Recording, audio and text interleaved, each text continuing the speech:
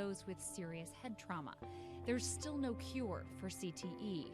Even if we had a great idea for a treatment, there's no way to test whether it's effective or not. So that's the enormous advance that we'll get if we can develop a biomarker for this disease. In Boston, Ann Mostu, Bloomberg News.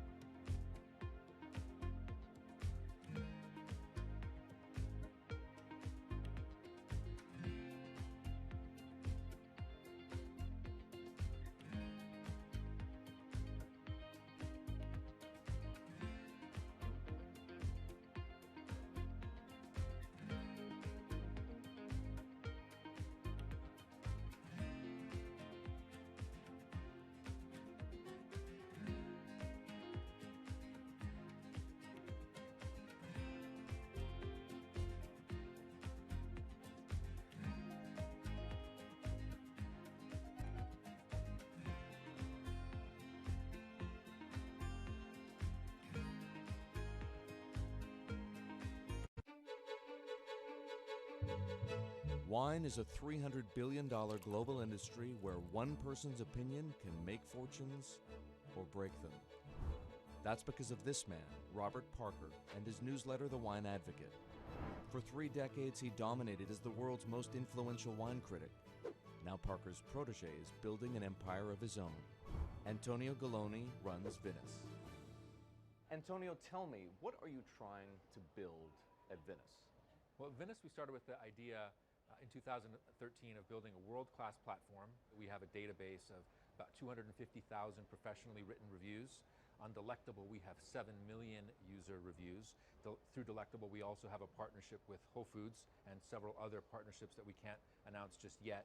And when you put that all together, what we have is something that no other company in our space can even come close to. Do you think of yourself as the next Parker? Not at all. Why? Because Steve Jobs said you can't live your life trying to be somebody else. So he's one of my biggest influences, and I've never wanted to be a replica of somebody else because a replica is never as good as the original. Bob is a genius, fantastic, one of a kind. We're going to be something completely different, and I have no desire to be some version of somebody else. Different in what way? Every decision that I've made at this company is completely anathemic to what Bob did with his company. I want our writers to be partners. All of my senior people are locked into the company. They all have equity or they have a path to equity based on business results. That's something that we never had at Parker.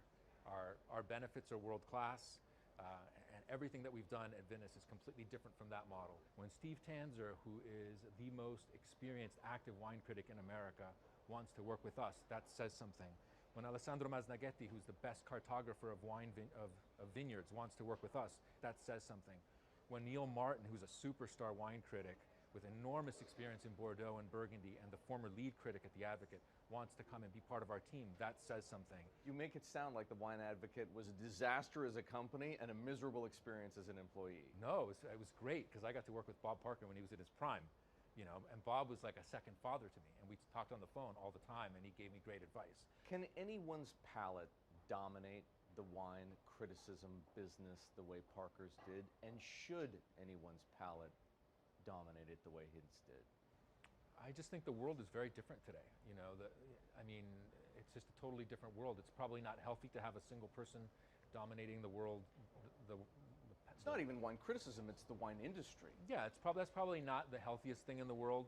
But I think that there's just such an opportunity right now with social media and technology to reach such a massive number of people that I think it's possible that one or two people will actually have more influence than Bob Parker did.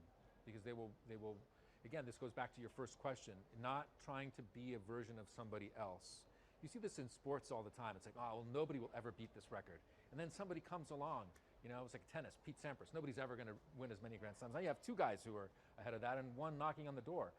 And so I think a lot like that. You're a former investment banker. How does that inform and influence what you're doing and what you've done? My generation has had to deal with a lot more challenges. That's why I think we're actually much better poised for the future. My first job in finance, the first thing that happened was long-term capital, 1998. Then the tech bubble melted down. Then there was a mutual fund trading scandal. You know, that was all like within about 5 or 6 years. And these are the things that I had to deal with as a young executive. My peers who were 20 years older didn't know how to manage in crisis. They'd only seen Black Monday. They'd just been in a big bull market. It's very different. So I'm very lucky. People of my generation or a little bit younger have actually had to deal with a lot more crises. I think that's actually good for learning how to cope with challenges in business. From the outside, it kind of looks like you're trying to demolish the house that Parker built, right? You left the Wine Advocate. Yeah. You merged with one of his chief rivals. Yeah. And you just hired his successor, Neil Martin. Mm-hmm. So are you? I think what that says is that all the best people want to work at our company. And that's really what we strive to create starting in 2013. We wanted to create a world-class company that would attract the best-in-class talent, and not just on the content side, on the technology side, on the digital side, our office, and at every level, what we're trying to, we only hire superstars, and we're looking for those superstars.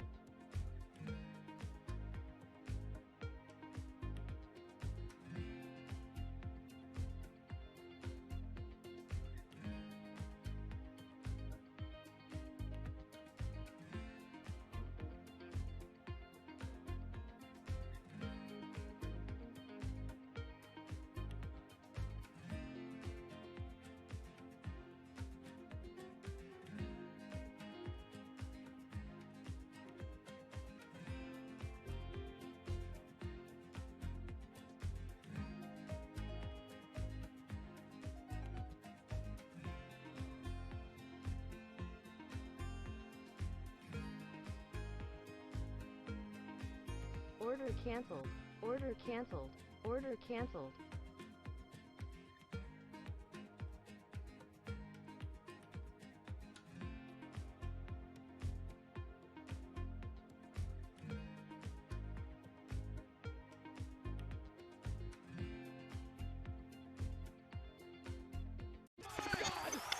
In the world of professional wrestling, there's something called a swerve. Hulk Hogan has betrayed WCW. Some examples. These tag team partners are called babyfaces, or the good guys. Then one of them swerves when he super kicks his tag team partner in the head, quickly assuming the role of the bad guy, or what the wrestling world calls the heel. Are you kidding? What a despicable act that was! Or a match is almost lost when, what's that? The superstar wrestler appears out of nowhere sprinting down the aisle to save the match. That's the Warriors music! That's the Ultimate Warrior! That's a swerve. So it should go as no surprise that World Wrestling Entertainment, known as the WWE, the most popular brand of sports entertainment in the world, is prepared for any swerves that come their way. So here's the story of how the WWE learned to see the swerve coming.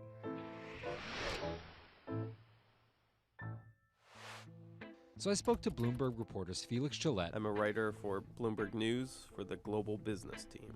and Kim Basine And I'm the U.S. luxury reporter at Bloomberg. to find out exactly how the WWE is positioning itself for an all-out global invasion, which starts with a massive change to their lucrative pay-per-view model. WWE basically pioneered the pay-per-view model on cable. I remember as a kid, when the pay-per-view events came up, all of our friends would scramble around and try and get one of the parents to pay for it. But in 2014, they took a huge risk. They saw a little bit sooner than some of the other entertainment brands that where this whole thing was moving was away from cable and satellite television and towards on-demand streaming video apps. They made this risky decision, in essence cannibalizing that pay-per-view model, which they had essentially built. And after some early turbulence, it's working. Roughly 1.5 million people are paying $9.99 a month for the WWE app, making it the 5th most popular streaming OTT service. This adapt or die approach is in the WWE's DNA. Over the past 30 years, the company always seems to think 2 steps ahead. In the early 90s, WWE was at its most threatened when Ted Turner took them on with WCW. which stands for World Championship Wrestling, and back then, the WCW was winning the ratings war.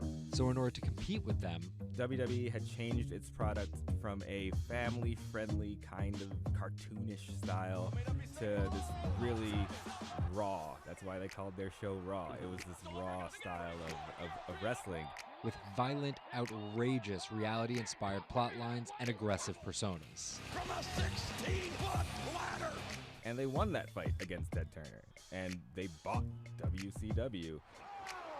The early 2000s ushered in an era of testosterone-driven programming aimed at the red-blooded American male.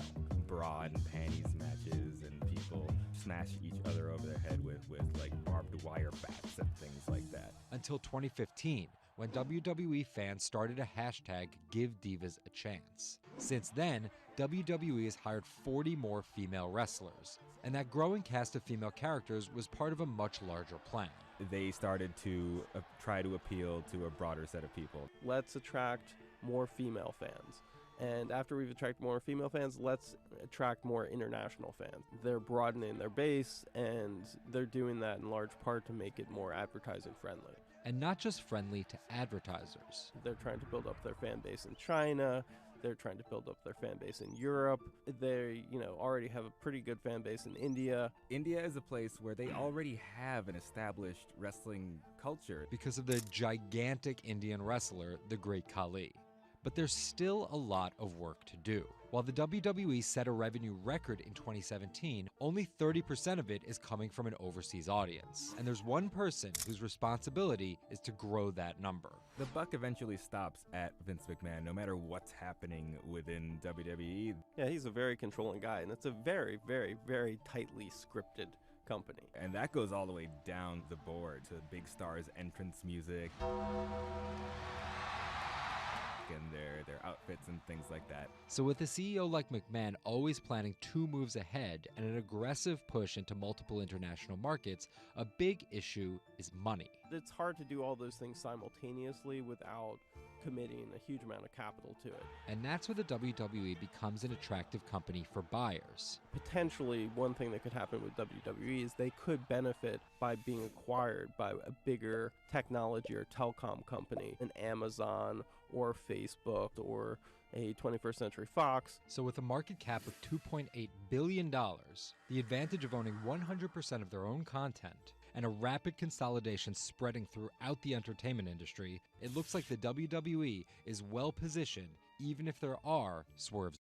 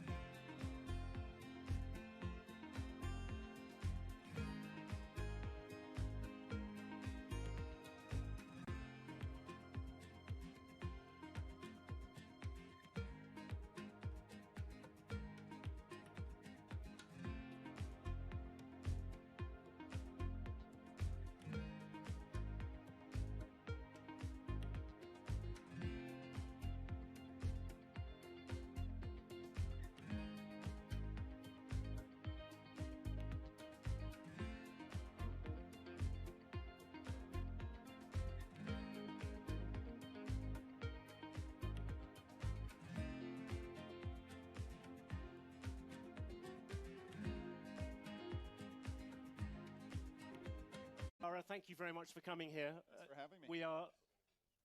I've always been relieved ever since you were appointed, because at least until your appointment, I seem to have the most unpronounceable name. But now, so we will keep it as Dara and John. This conference is called The Year Ahead, but in your case, you are close to 6 months into the job. And I wondered what you saw in terms of the year ahead at Uber as your biggest challenge. What's the thing that you think about most when it comes to 2018? We definitely have our share of challenges at Uber. And for me, where I want to get Uber to the year ahead is a year of normalcy. 2017 was, I think, will go down as one of the most difficult years for any company out there. And I have to give credit to the Uber team and the employees there. It is a group of true believers who believe in our mission, who believe in mobility as a service being available to consumers everywhere. at a reasonable cost. And what my job in 2018 is to get rid of the distractions and get the company back to business, get the company back to normalcy. There's a lot that we've done in the past 6 months as far as bringing in new investors, driving a new culture and norms where doing the right thing, period, comes first, bringing a new management team, et cetera. There's a lot that we've gotten done, but this is a company that knows how to execute. This is a service. Mobility as a service is something that's universal, that's needed in the world, and I just want to get back to doing business. It's quite interesting. You said true believers. Yeah. Normally, true believers are the last possible people where you're able to change a culture.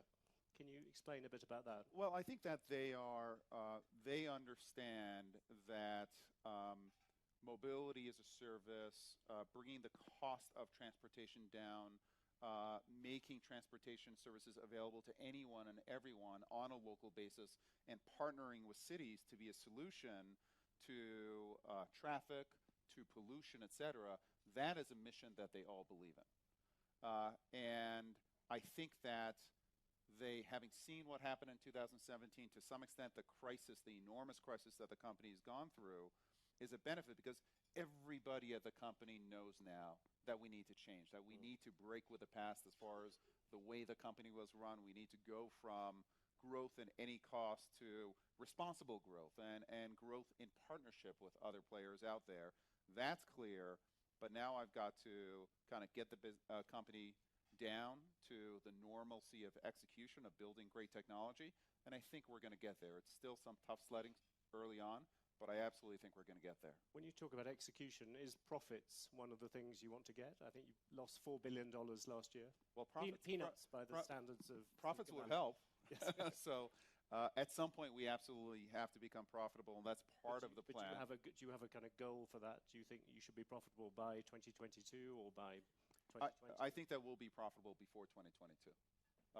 This is the business itself. Do you want to come back a bit closer, 2020? Yeah, listen, it's not going to, I don't want to name a specific year, but this is a business that the core business, the ride-sharing business, can be profitable within 3 years. We will continue to make very aggressive investments in building out autonomy because we think that's a terrific opportunity for building out new technologies such as Uber Elevate, where near-term profitability is not a goal, but long-term growth is. So we will look to balance near-term profitability, but as a company, we will always be a company that makes big, bold bets and takes big risks. To what extent, though, do you think that drive to become profitable fights against a little bit of this culture change? If you want to make, you talked about making money, but not at all costs. Do those two things spar against each other? I don't think that profitability and culture are their issue.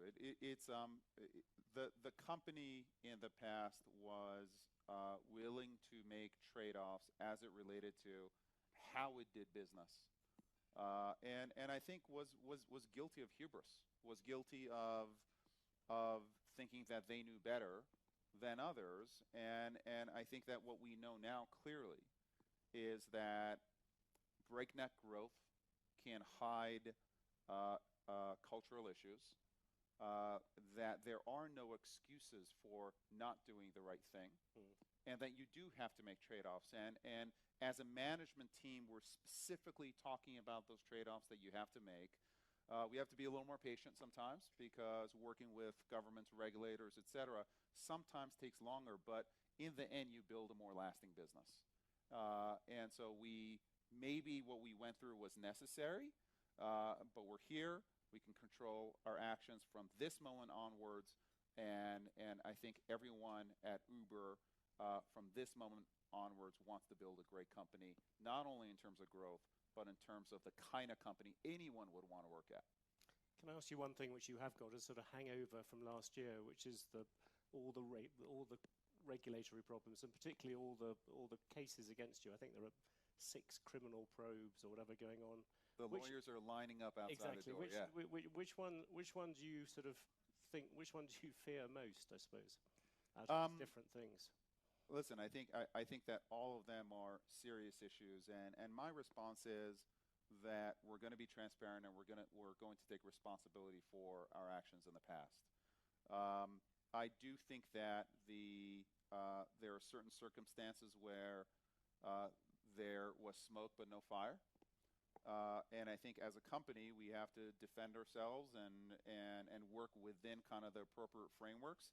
And my goal is just to get beyond this stuff. Some of these things like pricing policies, surely they go right to the heart of what Uber is, or am I wrong about that? Yeah, I think they do, but I think that there's a way of being smart but transparent at the same time, and that's where we've got to take the company.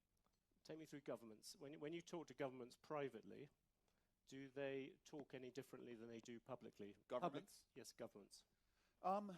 I think that they are honestly a bit relieved with how we are engaging with them, because I think that the engagement is now real. I think they feel like we're out there, we're genuine because we've learned our lessons of the past, and I do think that we can take, for example, the data that we have in terms of traffic and in terms of movement of our drivers and riders, and we can use that data to partner up with cities in order to solve congestion issues, because congestion doesn't help anyone. It wastes enormous amounts of time for consumers.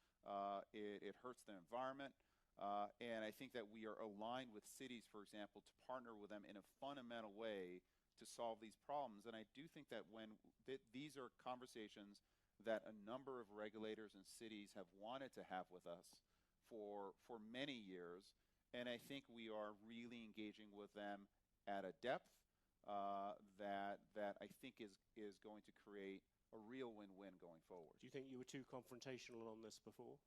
Yeah, I do. I think that the company was pushing growth. And listen, any innovator, to some extent, the innovation is about questioning past kind of present practices. It's about breaking things, the Facebook breaking things. We just went a step and a half too far. And what I want to keep, hopefully, is the best of both worlds, which is this spirit of innovation, the spirit of can-do, et cetera, but the responsibility of partnership. We don't know better than you. We're actually going to work with you, of actually having dialogue and respect for our city partners, for regulators, and then continuing to take risks and continuing to do daring things. And I think we can accomplish that. Imagine this audience here is a collection of mayors or a collection of city officials, and you want to depict, this is the Year Ahead conference, depict what the years ahead in this thing are going to be like. How far is driverless cars going to go? You talked just a few days ago about the idea of there being flying cars in 10 years' time. Can you just give a description of what you think transport is going to look like? Well, I think that we think there are three keys to transport and where the industry is going: autonomous, electric, and shared. And I think all three are necessary in order to get to the next level of city planning, et cetera. There are many cities where up to a fifth of the space taken in these cities is taken by parking and storing these cars. And so I do think that you need autonomous, you need electric, and you need shared. And I do think it's going to take some time. True autonomy for every single use case is some ways away. What we bring to bear is our developing autonomy, and we will have autonomous cars on the road, I believe, within the next 18 months, not as a kind of a test case, but as a real case out there. And over a period of time, we're going to bring autonomous transportation and feather it in with the non-autonomous transportation with drivers. What does feathering in mean? Feathering in means to a layman like me? Crashing. Yeah, feathering in means if you're, for example, in Phoenix, and you make a request to go from A to B, which is what you do with Uber, there will be 95% of cases where we may not have everything mapped perfectly, or the weather may not be the right weather, or there may be an accident on the road, or you may not have 2 or 3 ways of getting from A to B, where you may say, you know what, that's not an autonomous use case. we're going to send a driver to pick that person up. For 5% of cases, everything is going to fall into place. And we will send an autonomous car. The user will be able to pick, do you want, there's an autonomous car, yes or no? And we'll be able to service that A for B. That 5% is going to go to 10 and 15 and 20 as our computers and our algorithms learn more and more about what it takes to drive in a city in a real life situation. And every minute of every day, that driver, that computer is going to get better and know Phoenix better and better and better. And in 5 years, we'll have the perfect driver in Phoenix. We will have to retrain that driver in every single city. We're going to have to build out 3D maps of these cities. And it will take time, but over a period of time, you essentially have a driver who becomes the perfect driver. It'll take 10 to 15 years, but that's the feathering in that I'm talking about. And will a child born today, will they ever need to learn how to drive? A child born today? No, I don't think so. So within sort of 20 years from now, we will... I don't think so. Listen, I hear some groans. And also, listen, I heard a couple of groans. 1.3 million people die from car crashes every year. 1.3 million people die from car crashes every year. That doesn't count an estimated 20 to 50 million people that are injured. Okay, this is actually a public safety issue. If you look at cars, 96% of cars, 96% of time, cars are sitting there not being used. It is a huge amount of pollution that's caused by these cars being in the road, and a huge amount of wasted time. So the safety is there. Electrification is absolutely key, and sharing these platforms is going to allow us to be much safer and also put our assets where they add value. But it's quite interesting because when you first came in, I remember you sounding somewhat more skeptical about self-driving cars. You've been converted. Is that a? The choir has spoken, and I'm listening. It's pretty exciting technology out there. But again, it will be a hybrid technology for some period of time. What about flying cars? That came as a slight surprise. Yes, that's a great project that we're working on. It's called Uber Elevate. And it is actually about battery technology. It would have helped a lot of people here. I know. I wish that I was available. We'll launch it here if we can. But battery technology is allowing us to have multiple rotors on planes, or helicopters, if you want to call them that. These rotors that are much smaller will be much quieter than helicopters are. Much quieter, much safer. If you add sharing into the equation, you can actually get the economics of going from A to B. We think within 5 to 7 years to a place where normal people would think about taking these flying cars. That'll be the beginning, and then it's about scaling. And we're working with a number of partners right now. Do you think the regulation on flying cars, I've heard some proponents of it argue that it might be easier than it has been on driverless cars, because driverless cars you have to deal with existing roads, existing everything. Flying cars, essentially you're going into unconquered space. I think that mayors that are forward-thinking understand that traffic and pollution are a real issue, and I think flying cars can be a significant solution to traffic issues in cities. And these cars, to start with, they're going to be very specific. They'll be kind of highways in the air. There'll be very specific routes that these flying cars go on. They're not going to be able to take you to your backyard and land in your backyard. There'll be these skyports. So there'll be very specific routes that you go on. And I think if you build a regulatory framework that has that kind of structure around it, I think you get to a better solve.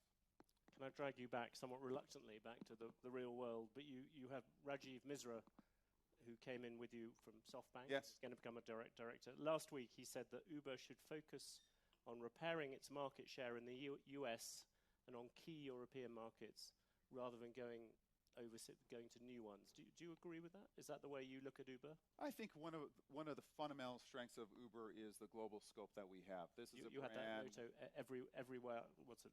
Everywhere for everyone. Yeah, everywhere for everyone. Do you want to make it some places for some people? No, we like the everywhere for everyone. It's much sexier than some places for some people. That's telling me. Just not interesting.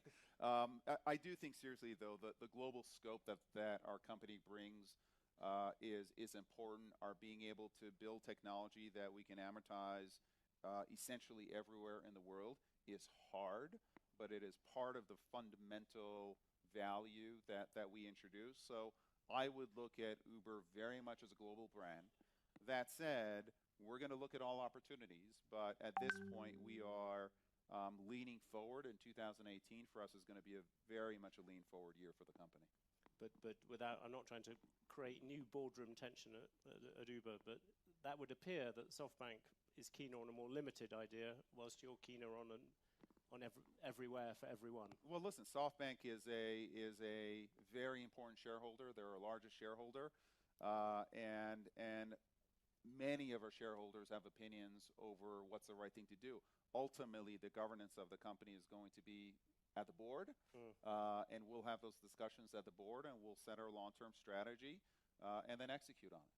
One of the things which Uber played, perhaps not very fortunately, a role in was the whole sexual harassment questions and everything to do with that. I suppose one very obvious question, do you think that you have solved that part of the culture? But secondly, do you think that this time this is a real revolution and it's going to stick?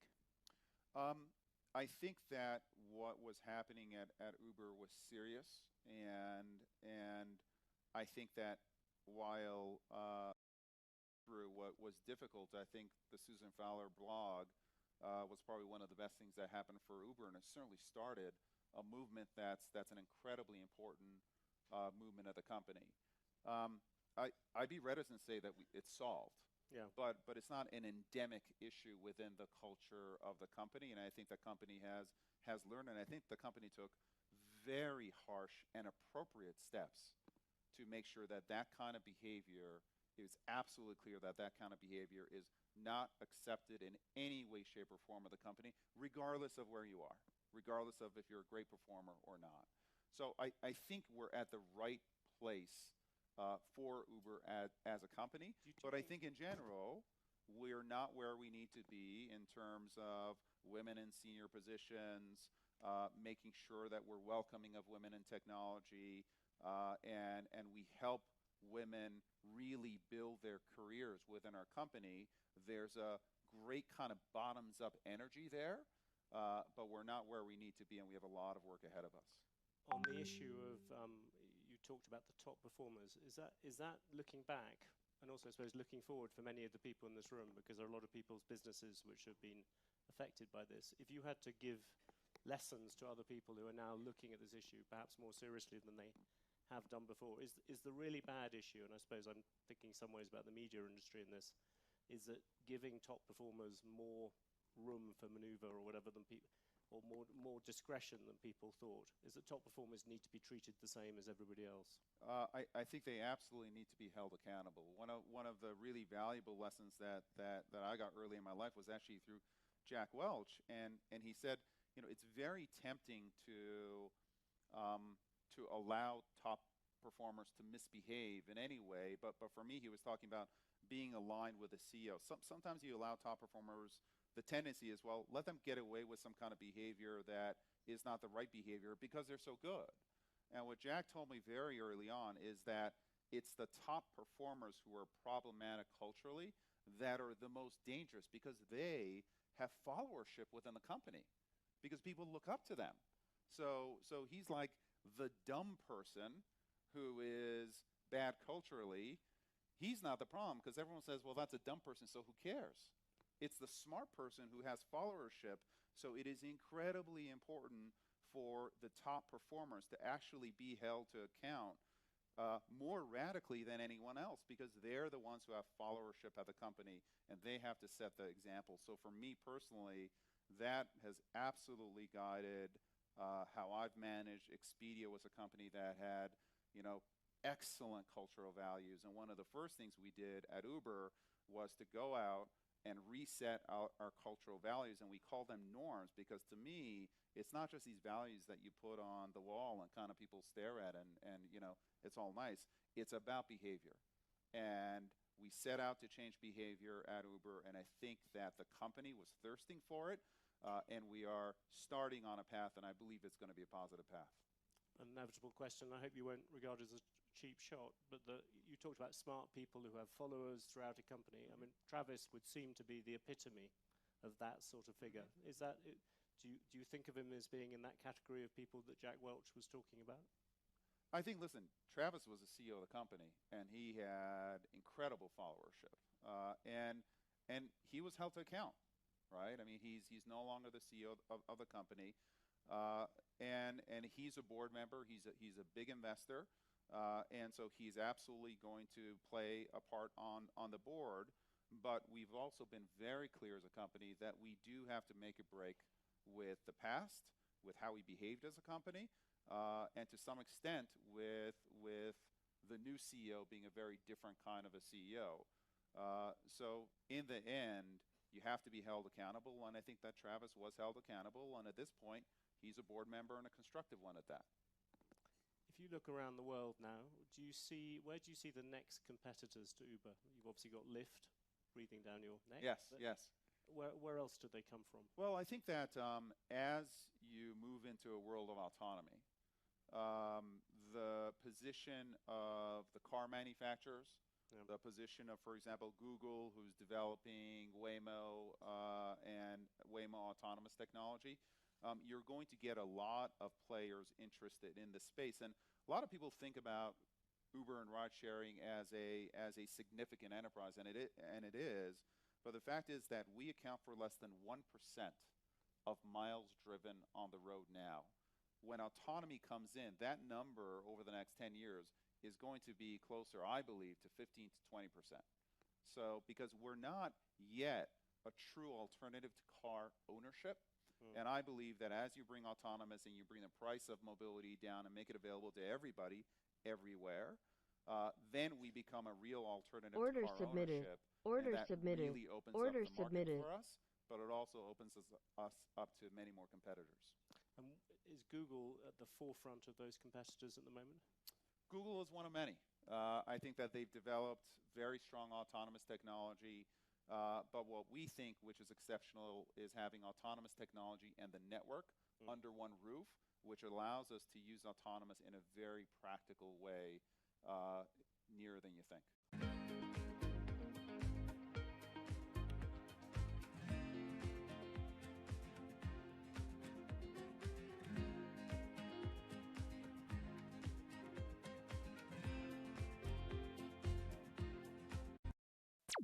This is Bloomberg Business Week.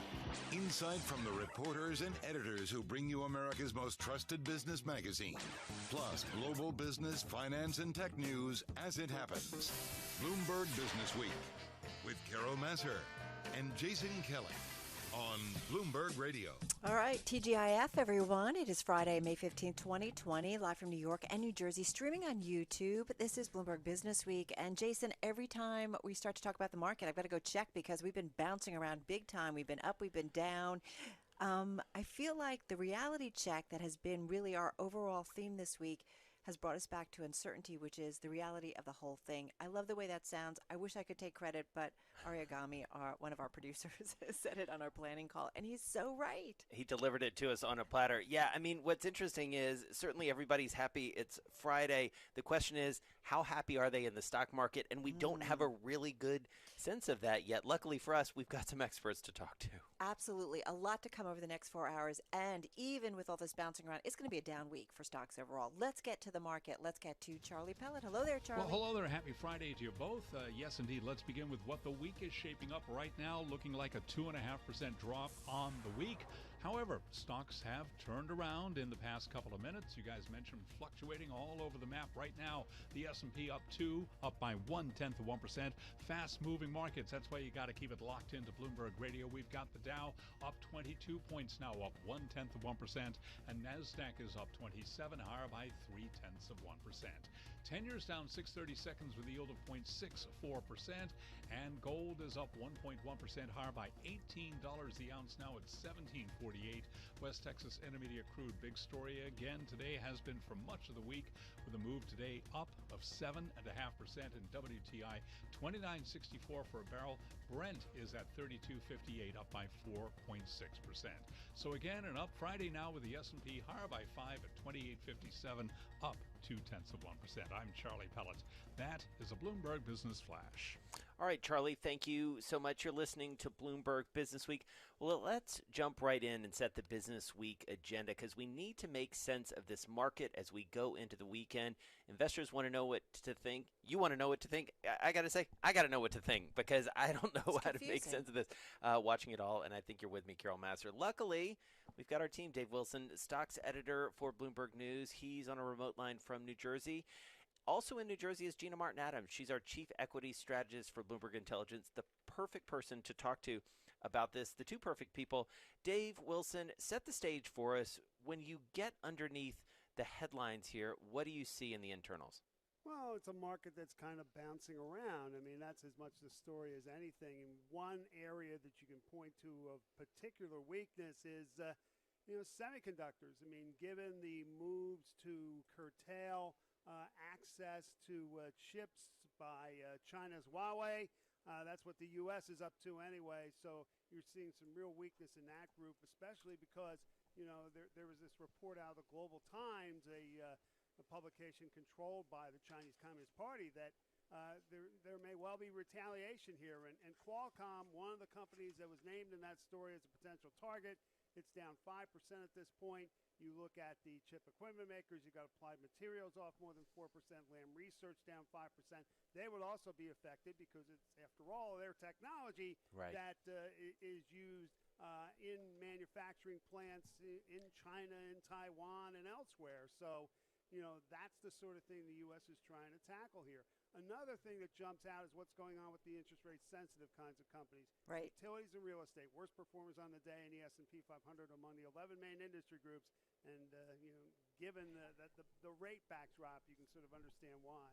All right, let's bring in Gina. So Gina, some of the research you guys are writing about is you're looking at those value stocks and you say, even so, the case for maybe venturing into them is weak without some kind of macroeconomic turn. I have to say, we were talking about your outlook on the markets, and I feel like over, the last couple of months, it's gone from maybe, somewhat optimistic about the outlook to a lot more pessimistic. Is that fair? Yeah, I think you're close to on, Carol. I would say that what we've suggested is, look, at the March lows, we were pricing in a tremendous amount of weakness.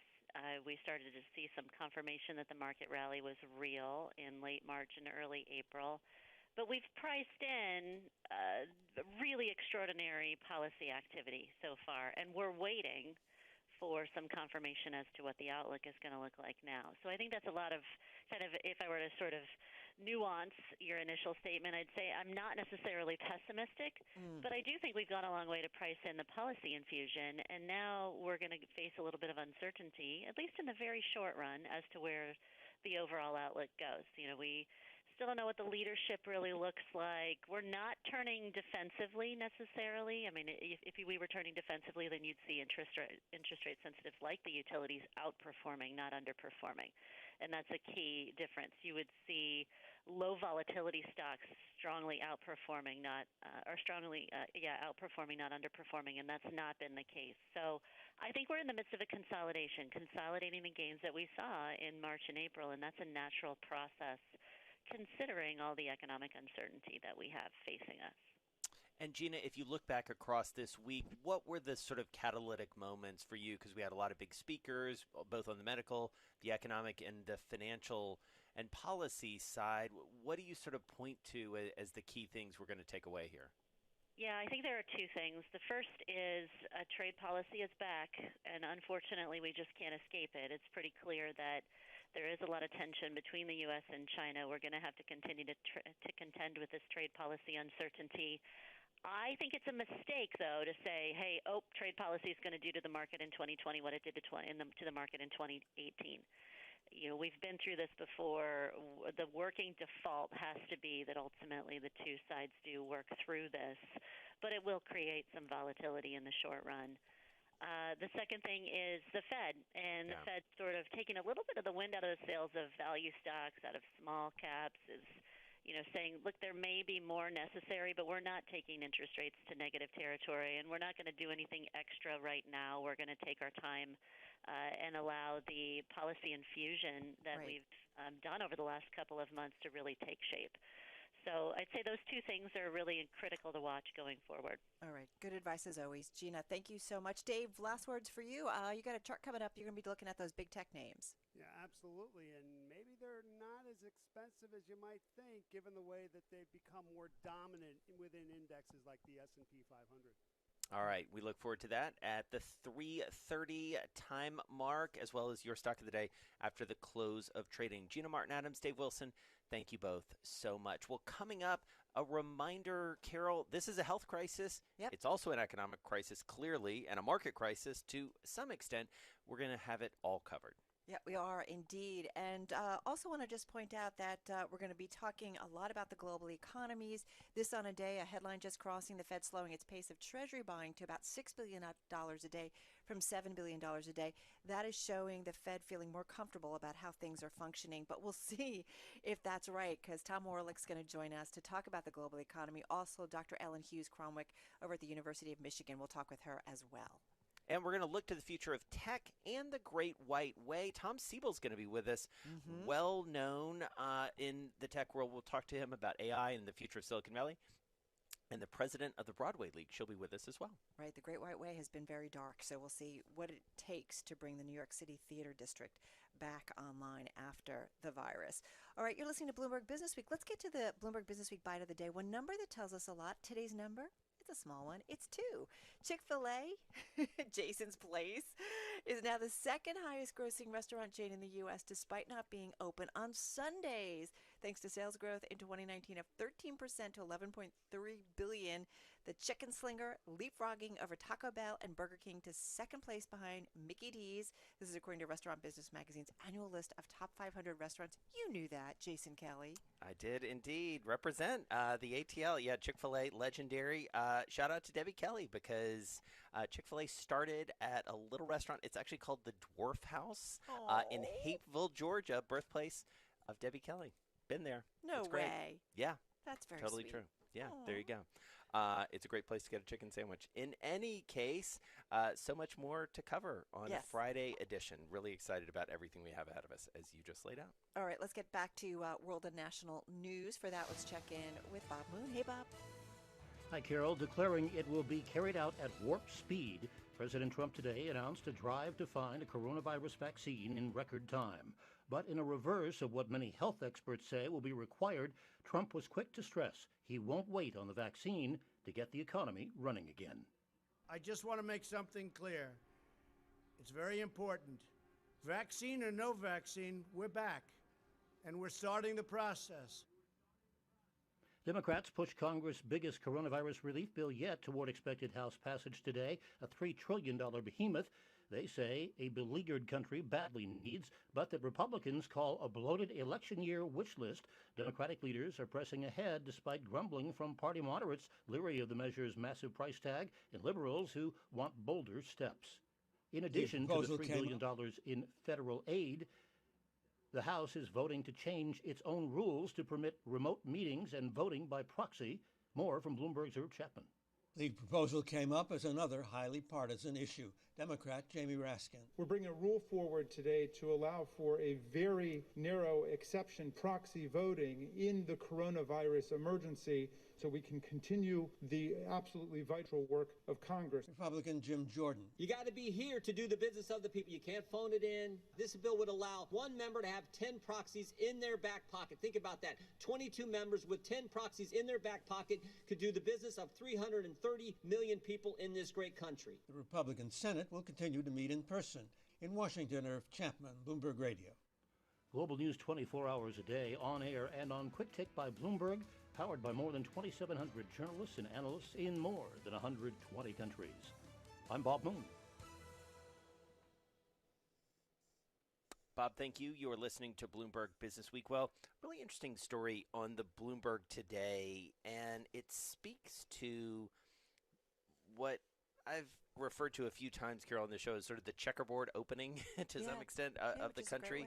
And, you know, regions taking a different approach, states taking a different approach, individual cities and counties and towns taking an individual approach. And this all goes down to how do we get through this? Who's enforcing it? And how much power do they have? Yeah, and what's interesting, it comes right when the CDC has put out a ton of guidelines now about how to kind of reopen things and do it safely. But yet, it comes down to really local governance. And there's this great story by Margaret Newkirk and Kurt Wagner on the Terminal, and it talks about Ohio State University in Columbus. They had a virtual commencement ceremony. Tim Cook of Apple gave a video address, and everybody was, you know, safely spaced, you know, in parking lots outside. And so it looked like they were doing everything the way you're supposed to. A few blocks away, there were a lot of student parties on lawns and in alleys. And what's interesting is a neighbor called the local police there, and basically the police wouldn't do anything. And they were told, this neighbor was told that they were concentrating on education, not enforcement. And it just goes to the case that local governments are being left to enforce new rules on how to contain the virus. But you know, it's coming out in different ways, and some of them just don't have the staff to maybe enforce it or don't necessarily want to when it comes to social distancing. And listen, people are very, very divided about this, and ultimately this is going to come down to people making the right decisions. Now, some people would argue, I'm making the right decision for myself, I'm making the right decision for my family and my future, and it's a calculated risk. And other people are saying, well, it's not really your choice to make. You are, you know, putting other people in harm's way. This is the debate of our times in many ways. And and I think it is going to only get more complicated as things move forward. It's incredible tension between those people who believe, you know, on either side of that argument, Jason. But you're right. The thing is, what you do potentially impacts a lot of others, and that's why this is so tricky. All right, you're listening to Bloomberg Business Week on this Friday, and this is Bloomberg.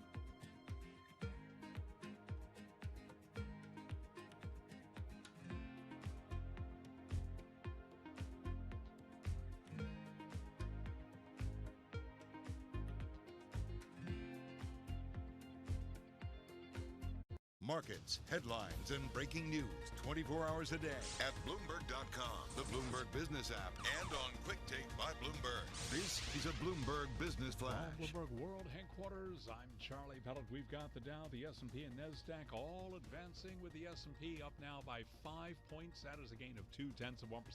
The Dow up 74, up 0.3, and Nasdaq is up 34, a gain of 0.4%. Stocks are moving higher as traders look past trade jitters and weak economic data. Treasuries fell. Oil is jumping. West Texas Intermediate crude up 7.8%, up $2.17 a barrel, $29.73 right now. Sorrento Therapeutic shares jumping as much as 244% amid coronavirus antibody development claims. Right now, the shares are up by 175%. Gold is up 0.8%, $17.44 the ounce. West Texas Intermediate crude, as I mentioned, up 7.6%. 10-year 0.64%. Again, recapping equities higher. S&P up 5, a gain there of 0.2%. I'm Charlie Pellet. That is a Bloomberg Business Flash. All right, Charlie, thank you so much. We're up to date on the world of business. Let's get you up to date on what's going on with the virus. There have been many, many headlines today. Let's bring in our next guest and find out how they are dealing with COVID-19. Dr. Harold Paz is the Executive Vice President, Chancellor for Health Affairs at The Ohio State University, CEO of Wexner Medical Center. It's a big enterprise. It's got hospitals, a college of medicine, research, and so much more. By the way, he was the former Chief Medical Officer at Aetna, and he joins us on the phone from Columbus, Ohio. Dr. Paz, nice to have you here with us. There is a lot going on right now when it comes to the virus. Tell us a little bit about your experience in dealing with it and trying to get ahead of it. Well, thank you very much, Carol. It's a pleasure to be with you today. So Columbus, Ohio, in the center of the state capital of Ohio, we've certainly seen the impact of the COVID-19 pandemic here in this state. I'm pleased to report that we're faring well because of a lot of early efforts here in Ohio in terms of social distancing and taking the steps necessary to do everything we can to keep the infection from spreading. Nonetheless, we are, like every other part of the country, seeing individuals who are being hospitalized with the infection.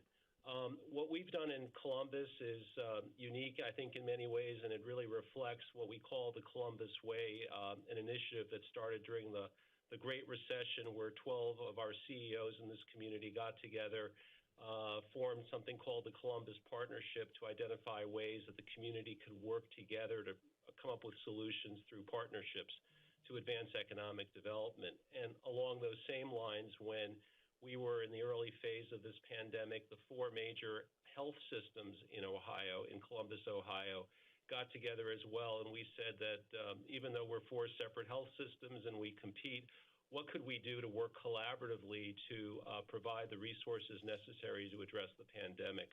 So the 4 systems got together and we took over the convention center. We set up a surge facility with over 1,000 beds in it, should it be necessary, if more patients were being admitted to the hospital that any one hospital could handle. We then pulled in all the community hospitals across the central and southeast region of Ohio, almost 40 community hospitals, and brought them into a single network so we could create what's been termed a virtual hospital without walls, so that no matter what was going on in this region, we would have the resources and the capacity to deal with the surge. The good news is that we never had to use, at least to date, we've never had to use the convention facility, but it just reflects, I think, this culture, this unique culture here in this community.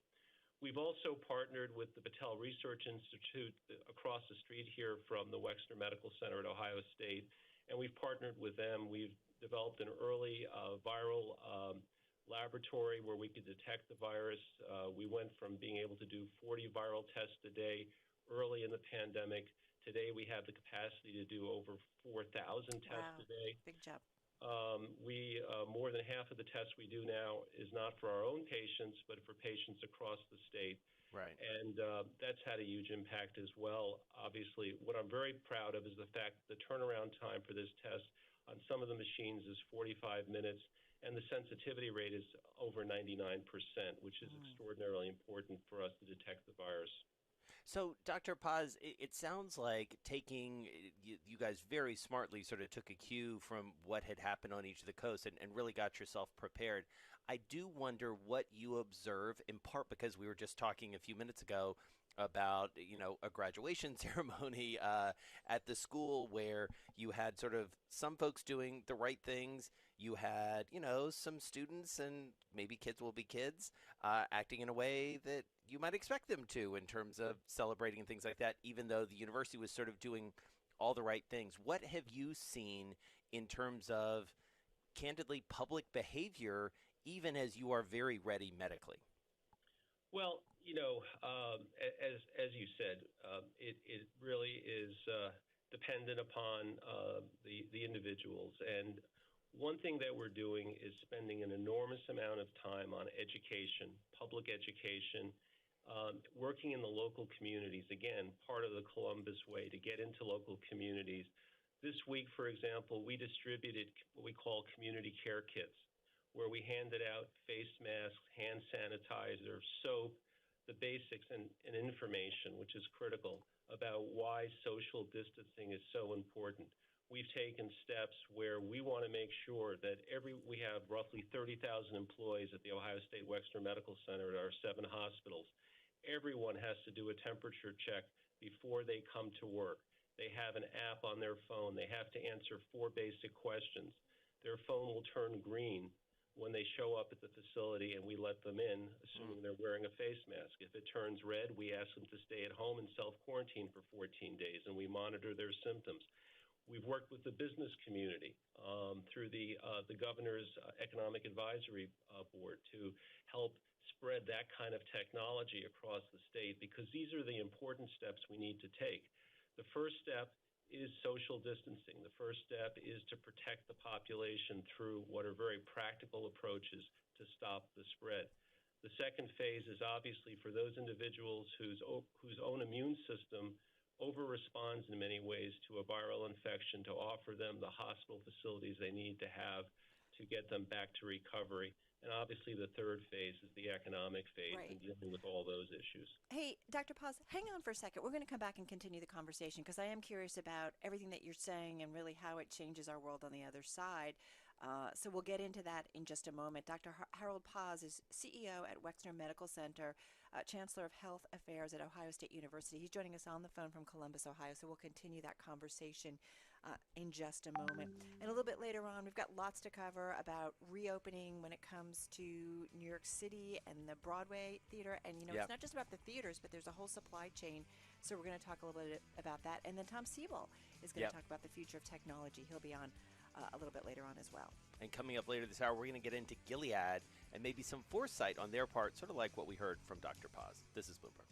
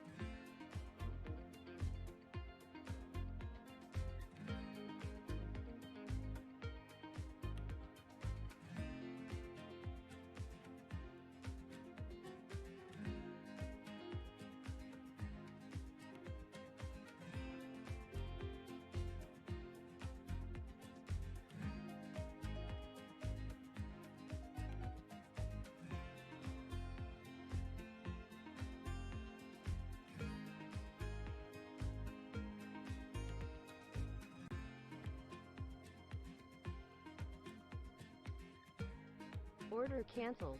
Order canceled. Order canceled.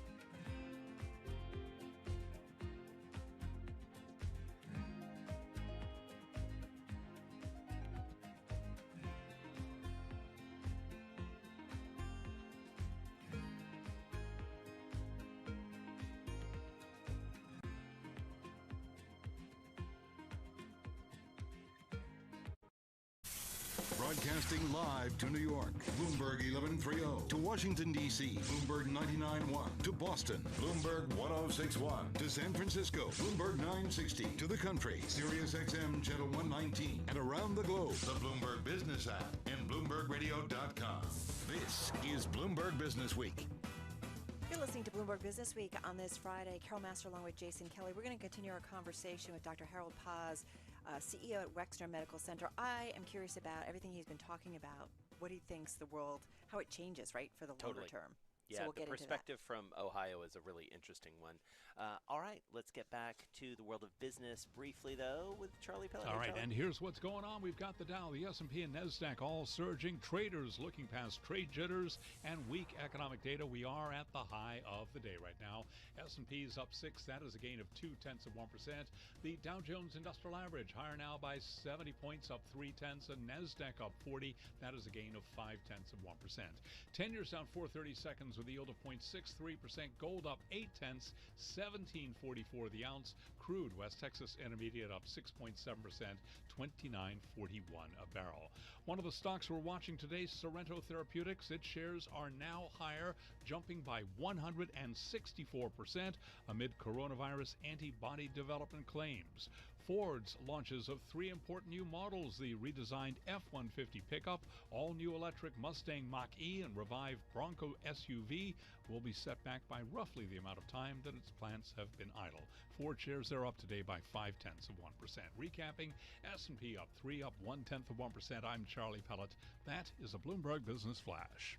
All right, Charlie, thank you so much. Let's get back to our conversation with Dr. Harold Paz, He is the Chief Executive Officer of Wexner Medical Center, also the Chancellor of Health Affairs at Ohio State University. Joining us on the phone from Columbus, Ohio. Dr. Paz, thank you so much for sticking with us. I want to jump in exactly where Carol suggested, which is help us understand, what this looks like, especially in the sort of short to midterm.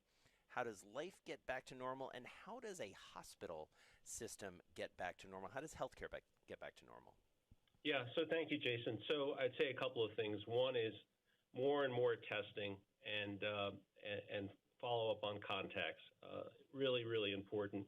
One of the challenges we had early on was having the test kits. And, interestingly, the swabs that were necessary to do the throat swabs and nose swabs were made in northern Italy, of all places. So we had to go into the business of making our own swabs on 3D printers. And then we needed the viral testing media to put the swabs into, and there was short supply. So we went into the business of producing our own viral transport media to make the test kits. We've shipped that now to a number of places, including New York City, enough to do 50,000 people. It's really important to take this innovation and move it to the front line, and it's about doing it on a day-to-day basis. The hospitals here are slowly opening up. We had, even before we were required to do so, we stopped doing elective cases. We wanted to make sure that we were preserving PPE because the masks, all the different types of masks, the gowns, the gloves, were essential to protecting our workforce from getting infected and also to protect patients as well. So now that we have adequate supply in most cases of PPE, we have enough testing capability, and we're doing testing now for patients that come in that are going to have procedures done on them. We can slowly open up our facilities. We now move to doing procedures that don't require overnight hospitalization as the first phase of that in concert with our state. We're waiting now for a go-ahead to start doing overnight surgical procedures again, slowly opening up facilities, because we recognize that during the past 2 months, because of the pandemic, patients have had to postpone different types of healthcare services that they very much need, and particularly diagnostic tests and a whole array of different types of tests that are important. If I may break in, Dr. Paz, help me understand, though, because you understand certainly from someone who is overseeing a large medical institution as well as, involved very much with the university. And I do wonder, is it upon all of us now that we need to buy into getting a test and being traced in order for us to fully open up the economy? Yeah, so, that's a really important question. And I think that one of the challenges is to identify who needs to be tested. We have protocols in place here at the medical center and in Ohio about who should be tested. And testing is really important to identify people that are carrying the virus. But at the same time, what we have to focus on is antibody testing as well, and antibody testing that's specific to identifying antibodies for this particular coronavirus. There are a number of coronaviruses. Some of them cause the common cold. Right. We want to find the antibodies that cause this one. In addition to that, what we're really interested in are neutralizing antibodies. That's the second part of the test. and then understanding if those neutralizing antibodies tell us if someone's immune. And that's really the gold standard here, understanding if these antibody tests predict immunity. Because if we understand that, and an individual knows that they have some degree of immunity, it might be only for 6 months to a year, it might be longer than that, that becomes obviously a very significant game changer. If someone can't get reinfected and doesn't show the symptoms of the disease, which is what puts people in the hospital. As someone who understands the medical side of this, as someone also who understands the importance of the business side of this and also an economic side of this and the consequences, right, of having a hospital that isn't, doing those normal procedures, I do wonder how you see the balance of reopening society and yet keeping it safe. Or do we have to reopen society and understand that there will be a loss of lives and there will be probably a second wave, but that's part of the process? And I'm just curious how you see that. Well, without a doubt, we have to reopen society. And as you mentioned, wearing my other hat as Chancellor for Health Affairs at The Ohio State University, this is the third largest university campus in the nation here in Columbus. This is something that we're addressing each and every day, everything from our educational programs to athletics to all the things that we do and our research. Fundamental research that goes on here each and every day. These are all the things we're looking at right now. How do we carefully reopen the campus? Everyone's working from home on the campus side, obviously not the hospital side. Our hospitals, everyone's coming to work. But for the rest of our university, most of our employees, our faculty and staff are working from home. Our students are doing distance learning.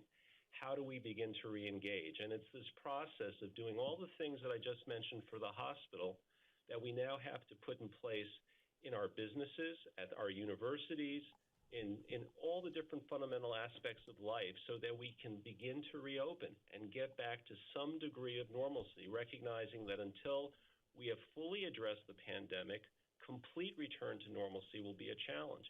And where we find a hot spot, we have to move in quickly and eradicate it. We have to take the steps to prevent it from spreading broadly. And this will be this back and forth that will be going on for some time, as we're seeing in other parts of the world where they experienced the virus before we did. All right. Well, unfortunately, we got to leave it there. I really wanted to talk Buckeye football, but we can't do that today. We'll have to have you back. Dr. Harold Bossi is the CEO of Wexner Medical Center, Chancellor of Health Affairs at Ohio State University, joining us on the phone from Columbus. He's got a big job, that's for sure. And what's interesting those is two institutions. And his perspective, right, of looking at it from so many different angles. So hopefully we'll get him back real soon. All right, let's get back to World and National News headlines. Back on over to Bob Moon. Hi, Bob. Hi, Carol. After being assailed by critics who accuse him of having no plan to protect Americans from a pandemic, President Trump is now making plans. He announced a new drive to develop a coronavirus vaccine in record time, and he vowed the medicine will be distributed as soon as its efficacy is proved. We're getting ready so that when we get the good word that we have the vaccine, we have the formula, we have what we need, we're ready to go, as opposed to taking years to gear up. We're gearing up. It's risky, it's expensive, but we'll be saving massive amounts of time. We'll be saving years. The worst may be over in the oil markets. That was the suggestion today from OPEC Secretary General Mohammed Barkindo, who says the cartel and its allies are rapidly cutting production and see signs that the global economy is starting to recover. We remain cautiously optimistic that the worst is behind us. What we saw in April was extraordinary, and you saw how our member countries, together with our allies, in the declaration of cooperation, rose to the challenge. In an interview with Bloomberg Television, Barkindo said the OPEC Plus nations are rapidly implementing their production cuts and are focused on getting full compliance with the agreement. The New York Police Department criticized over instances of harsh social distancing enforcement will no longer be involved in breaking up small clusters of 3 or 4 people. Mayor Bill de Blasio also says they won't be confronting citizens about failing to wear a mask. Global News 24 hours a day, on air and on Quick Take by Bloomberg. I'm Bob Moon.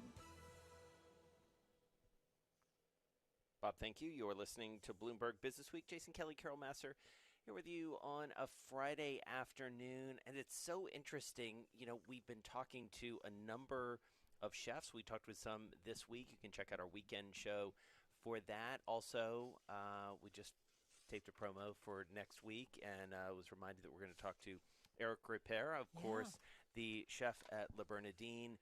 These restaurants, in many cases, are staying closed. We heard Danny Myers saying his restaurants, places like Gramercy Tavern, Union Square Cafe, they're not going to reopen most likely until there's a vaccine.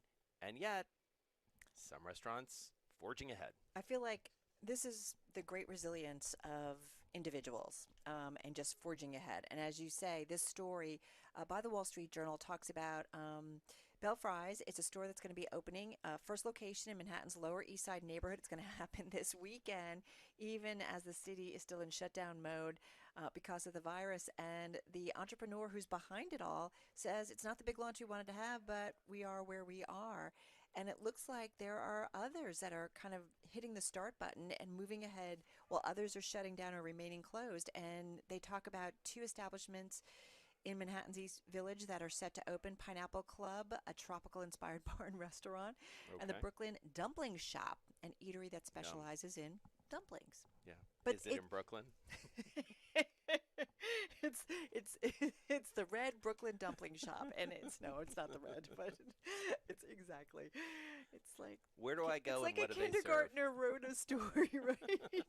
Let's all go to the Brooklyn Dumpling Shop. It's in Brooklyn. What do you think and they it have makes there? It is interesting, though. I mean, what's interesting to me about a restaurant or any sort of establishment opening right now is, do you have a better chance in the sense that, like, you are going to shape the economics from the beginning to cope with the current environment? You know what I mean? Yeah. You don't have to retrofit. Right, exactly. Right, you come in from day one knowing how to deal with this situation. All right, gotta love this. This is Bloomberg.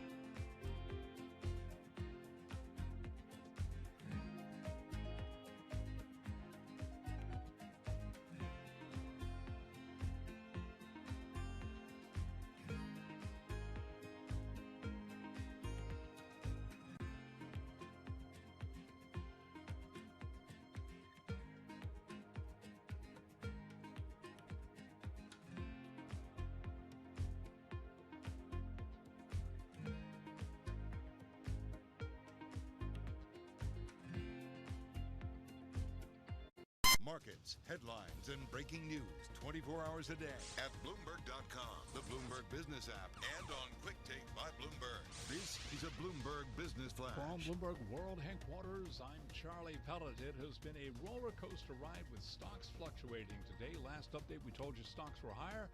Things have turned around. Both the S&P and the Dow now trading lower. Little change. That's the key takeaway. Nasdaq holding on to a 20-point gain, up by 0.2%. But the S&P now on the minus side, down by 1 point. The Dow down 2 points now. Order change filled. as well. Order 10-year submitted. yield, Order 0.63%, submitted. down 5/30 seconds. Gold up 0.74%, 17.43 the ounce. And West Texas Intermediate crude up 6.9% at 29.47 a barrel. Bottom line, stocks trading mix, trade jitters, and weak economic data offsetting that rally in oil. I'm Charlie Pellet. That is a Bloomberg Business Flash. All right, Charlie, thank you so much. You are listening to Bloomberg Business Week. Carol? Yeah, the cover story this week, it's a good one. The company, and so timely, the company and drugs so many are talking about. We're talking about Gilead, we're talking about remdesivir. And safe to say the whole world is watching this cover story on newsstands, online at Bloomberg.com, and on the Bloomberg terminal. Robert Langrath, who is healthcare reporter at Bloomberg News, he wrote it. He joins us on the phone from Massachusetts. Bob, it's a great one. Tell us a little bit about how you approach this one, because I feel like it's a huge story. Well, yeah, it's a big story, and from the beginning of this, it was kind of fairly clear that there weren't that many drugs that had like lab data against coronaviruses that could go right into trials, right into human trials, and this was one of the kind of handful of them. So from very early on, if was going to be an early drug for coronavirus, this was likely to be it. So I was paying attention early on. I was talking to Gilead, early on, trying to get interviews with some of their executives, which was very hard to do.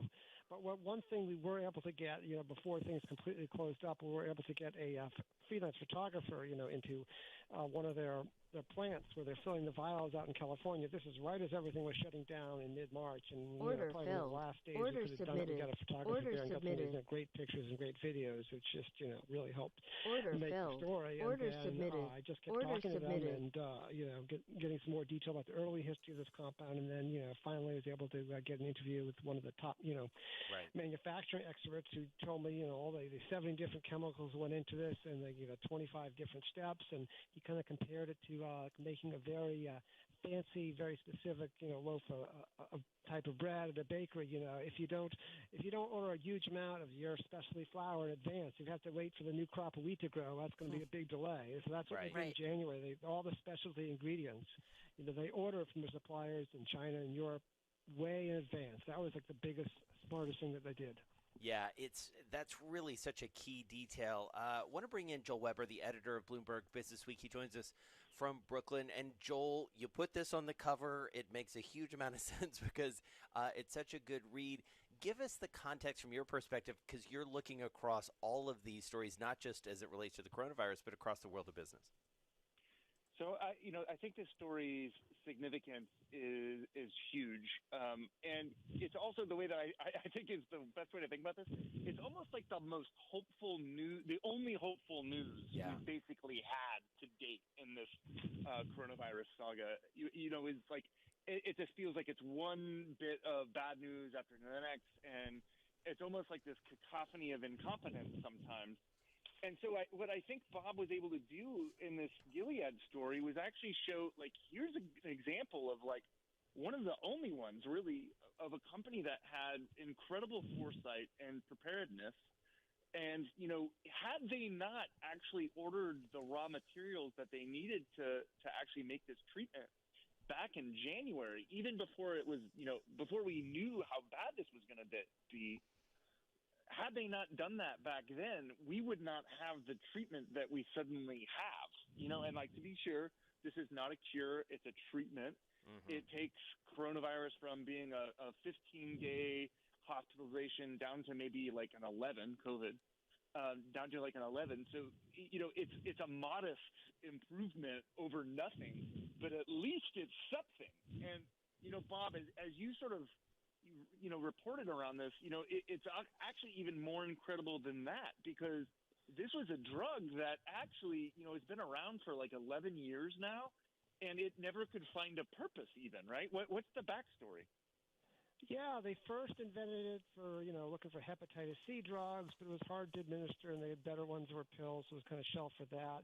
And then, they tried it for, Ebola, and they spent years on that, because at first they tested it for one Ebola outbreak, but then the outbreak faded before they could get it into human trials, and they tested it in a recent Ebola outbreak, and then it didn't work that well. So they, and so they were trying to figure out what to do next.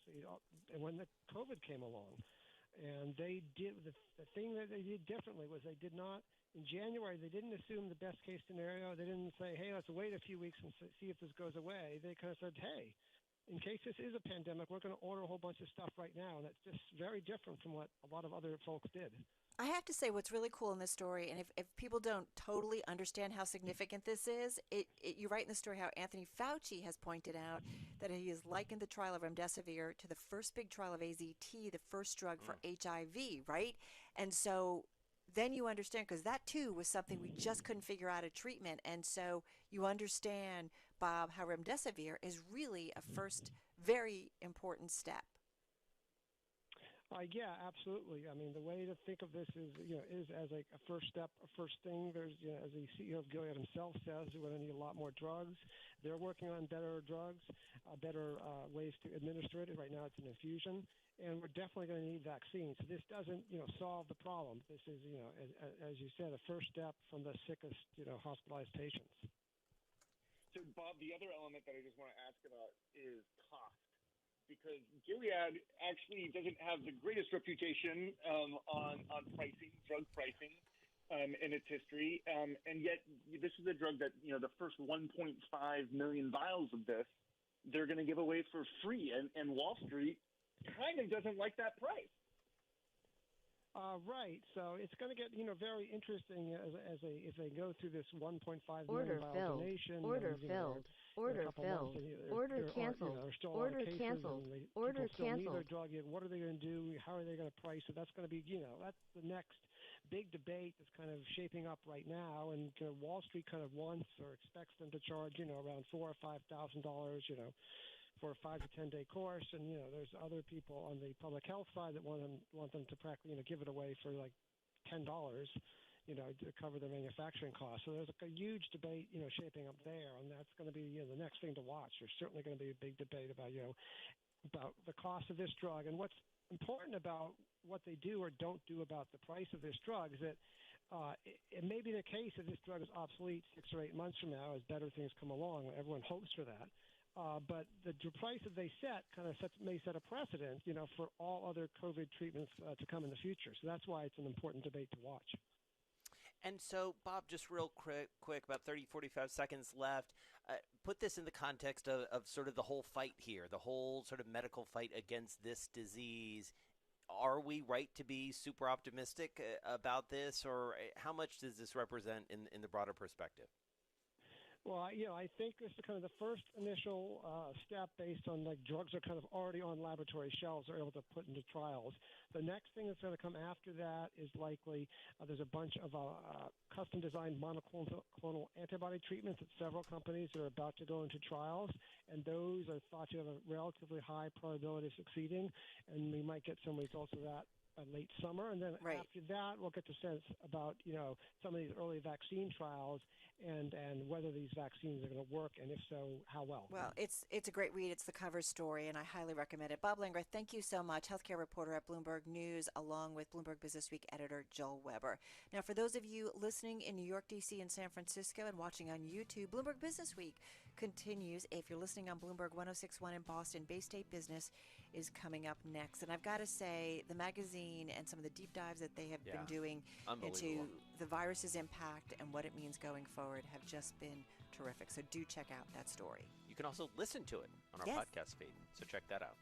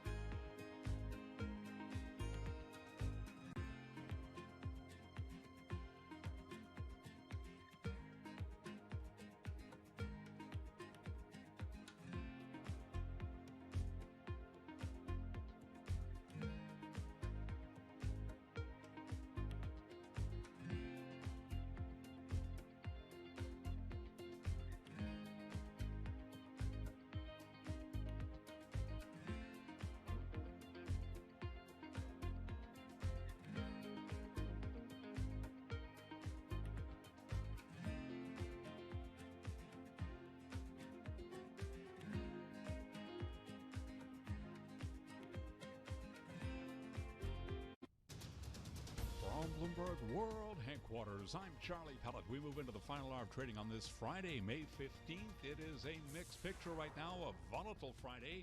Stocks mixed as trade jitters and weak economic data offset a rally in oil. Treasuries fell with the 10-year down 4/32, yield now 0.63%. Equity markets mixed, as I mentioned, with the S&P down 2, a drop of 0.1%. The Dow fluctuating between gains and losses. Flat right now, we have got Nasdaq up 18, a gain of 0.2%. Gold up 0.8%, 17.44 the ounce, and West Texas Intermediate crude surging 7.1%, 29.53 for a barrel of WTI.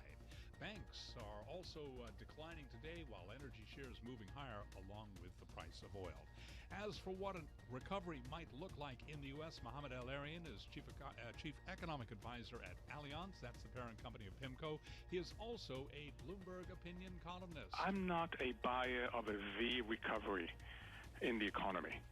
I think we are somewhere between a U or more likely a W, because we have reopened in such an unsynchronized fashion, not only nationally, but globally.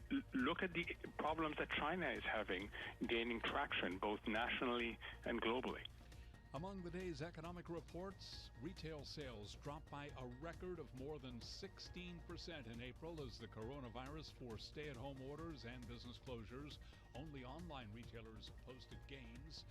We've got oil, as I mentioned, set for its third weekly gain as major producers slash supply and signs continue to emerge that demand is recovering. ExxonMobil shares are up now by 0.4%.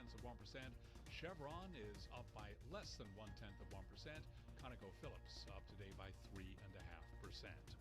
Some of the other stories that we're following today: the Federal Reserve reports factory output posted the sharpest drop in more than a century in April as the pandemic swept the nation. Recapping equities mixed, with the S&P down now by 0.5 point, the Dow up 8, Nasdaq up 24, a gain of 0.3%. I'm Charlie Pellet, and that is a Bloomberg Business Flash. You're listening to Bloomberg Business Week with Carol Masser and Jason Kelly on Bloomberg Radio. In today's Business Week economics segment, we're delighted to have with us Dr. Ellen Hughes Cromwick. She is resident fellow at the think tank Third Way, and she is joining us on the phone from Ann Arbor, Michigan. She's also, we should point out, former chief economist of the U.S. Department of Commerce during the Obama administration and former chief global economist at Ford Motor Company. And welcome to Bloomberg. Nice to have you here with us. Great. Thank you very much. You know, we kicked off our broadcast saying, you know, it's a health crisis, but it has become an economic crisis. And I am curious, you know, you had to, when I think about your time either at the government or even at Ford, you know, figure out what the forecast was. When you look at this environment, Ellen, how do you see it? And what do you think the future looks like? Order submitted. Order submitted. Right, thank you. Order submitted. You know, we've got a lot of uncertainty out there, and I think your guest really hit the nail on the head that there's a lot of different potential outcomes. I think just from my experience at Ford and also being at Commerce, you know, there's a lot of ways that the economy can evolve once we get past this initial shutdown. My concern when I look out into the third and fourth quarters is really focused on consumer sentiment. Carol, you know, what is the consumer going to do? In Order the mid-May filled. report Order submitted. that Order submitted. you know, the University of Michigan just released, they find that, you know, 50% of the people are concerned about their health more than their finances. Only 17% said they were, you know, the finances were their biggest concern. That means to me that we have a persistent slowdown, i.e. recession, as we get out into the latter part of this year and into next. That's my concern. And so, Ellen, I do wonder, and it's great to talk to someone like you because you do have some very practical experience here, and I wonder what you make of the debate about essentially how to administer the best type of stabilization and stimulus from a fiscal perspective, because there's a lot of debate around that, and I think we're about to have a lot more debate about it in Washington. What's the right answer in terms of getting money to people in a way that will actually help them, but also help the broader economy? Jason, I think that's exactly the right question. You probably heard Chair Powell say on Wednesday that their studies showed that 40% of households earning $40,000 lost a job in March. 40%. And he really hinted that this is a fiscal job. We need to make sure that we have government fiscal support for the calamity that is out there on the streets of this country. I think that the HEROES Act is a great way to open up the discussion about, really 4 legs to the fiscal chair. One is direct payments to individuals. These people need to be able to have some income while we're shut down. And that should give them some confidence, too, which I mentioned earlier, I think is a big issue for the second half of this year. The other big leg to the stool is state and local support, relief to the communities. The HEROES Act does address that. Healthcare is the third piece, and then, as you know, businesses need more help. Right. We've got a lot of potential for bankruptcies coming up here. So you don't think about, at this point, right, it's clear, we don't need to worry about the deficit. It's just about making sure people are taken care of. Carol, absolutely. We've got to make sure we know how to take care of this economy and our people, everybody, not just, people that are at the top or the middle. We've got to really reach down. I mean, we have a couple of experts that released a paper today on food stamps. Can you imagine the lines? Have you seen these pictures? Yeah. Yep. I mean, we're the the United States of America. That can't happen here, can it? So that needs to be really addressed. Right. We can't have people not having enough food or have food insecurity. Are you nervous about the reopenings? We heard certainly Jay Powell. Well, even Dr. Fauci saying about reopening too soon means probably a second wave, and that will be even worse for the economic outlook. And of course, Jay Powell hit it head on. I'm curious how you see it, especially as more areas are reopening around the country. We have about a minute or so left.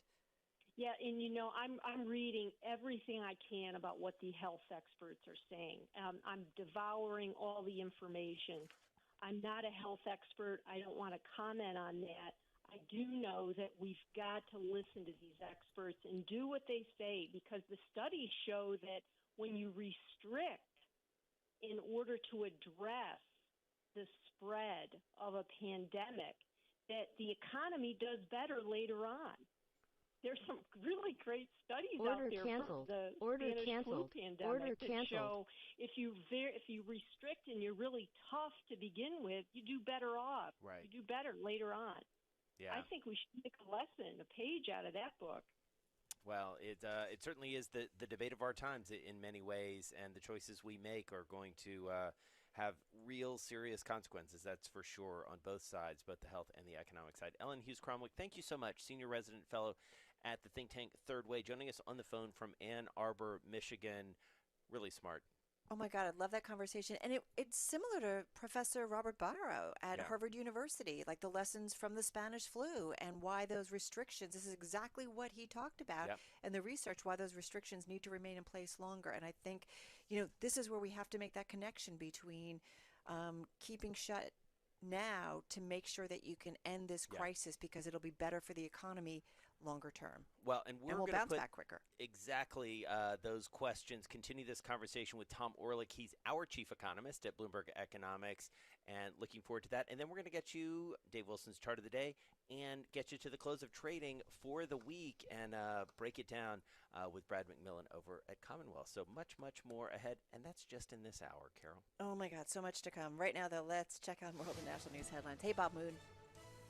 Hi, Carol. President Trump introduced the pharmaceutical executive and Army logistics expert who will shepherd the rapid development of a coronavirus vaccine. Bloomberg's Irv Chapman reports.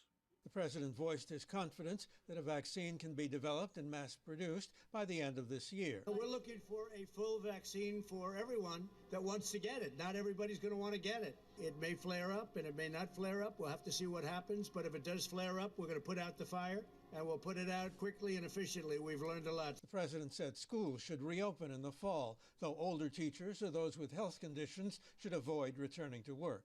In Washington, Irv Chapman, Bloomberg Radio. After so long, it's human nature, a temptation to see only the good news about COVID-19. In New York, case numbers and death tolls may be stabilizing, but Governor Andrew Cuomo said today it's important not to grow complacent. He talked about new facts being learned about the virus that weren't known before. Well, what happened? Well, apparently the virus can affect the heart and the liver and other organs besides the lungs, and we didn't know that. Children weren't going to be infected, except now we're studying 100 cases where children are in fact affected by the virus, and some of them very serious. And just breaking on the Bloomberg, Florida COVID-19 cases rising 2.1% versus the previous 7-day average of 1.5%. And in California, virus cases climbing 2.4%, deaths rising 2.5%.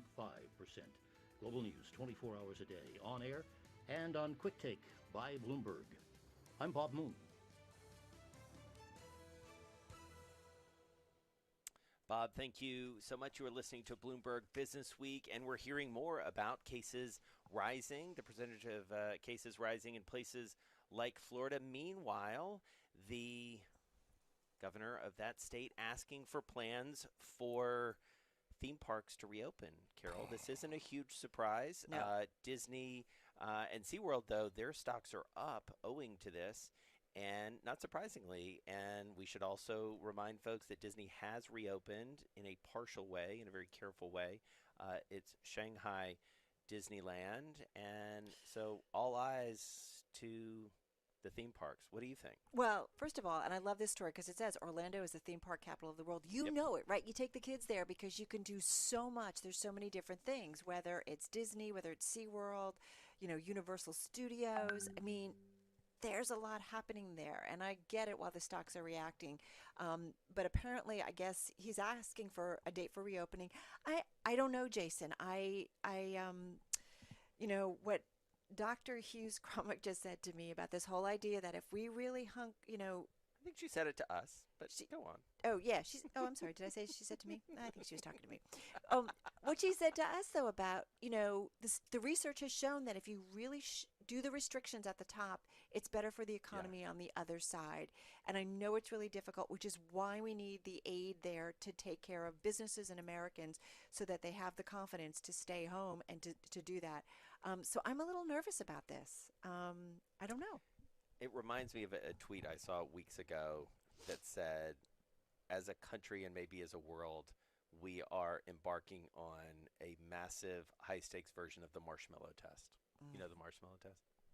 Which is like you can have one now or 5 later, and it's a test that you give kids, and the whole notion is like, can you hold out for more on the other side? Got it. And did I explain it well enough that you got it? Yeah, I got it. Thanks very much. Thanks, Jason Kelly. This is Bloomberg.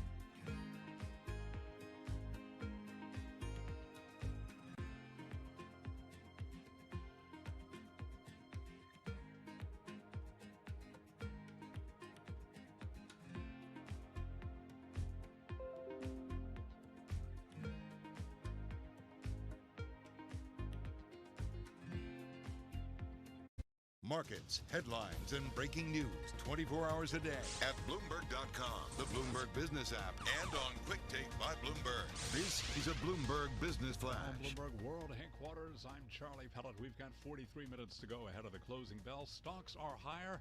For now, it's been that kind of a day. A lot of volatility. Let's head right over to the first word breaking news desk for today's afternoon call. Here is Bill Maloney. And good afternoon, Charlie. U.S. stocks with an aggressive bounce off the lows for a second day, and that's even as the U.S. moved to cut off China's Huawei from the global chip suppliers. Dow was down 271 points, now higher by 5. The S&Ps are a little changed. Nasdaq climbs by 32. The U.S. 10-year-old at 0.64%. WTI crude futures are up 7%. Gold gains 14, and transports are lower by 100 points.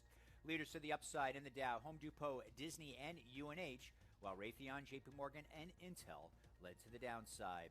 In other news, Azar said that Abbott tests are not a failure and still have confidence in them. Electric tweeted that Tesla's next factory is going to be in Austin, Texas, and it's going to happen quickly. And Facebook is buying Giphy for $400 million. Live from the first breaking news desk, I'm Bill Maloney. Charlie? Okay, we thank you, Bill. And to hear live breaking news over your Bloomberg, type Squawk, SQUAWK, on your terminal. I'm Charlie Pellet. That is a Bloomberg Business Flash.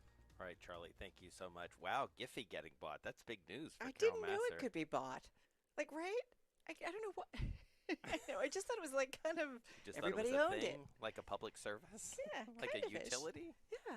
Isn't that A Giphy utility? I just kind of take things for granted, apparently. Apparently, you just a taker. You just sort of take things. You know who I from never the take internet. for granted? Me?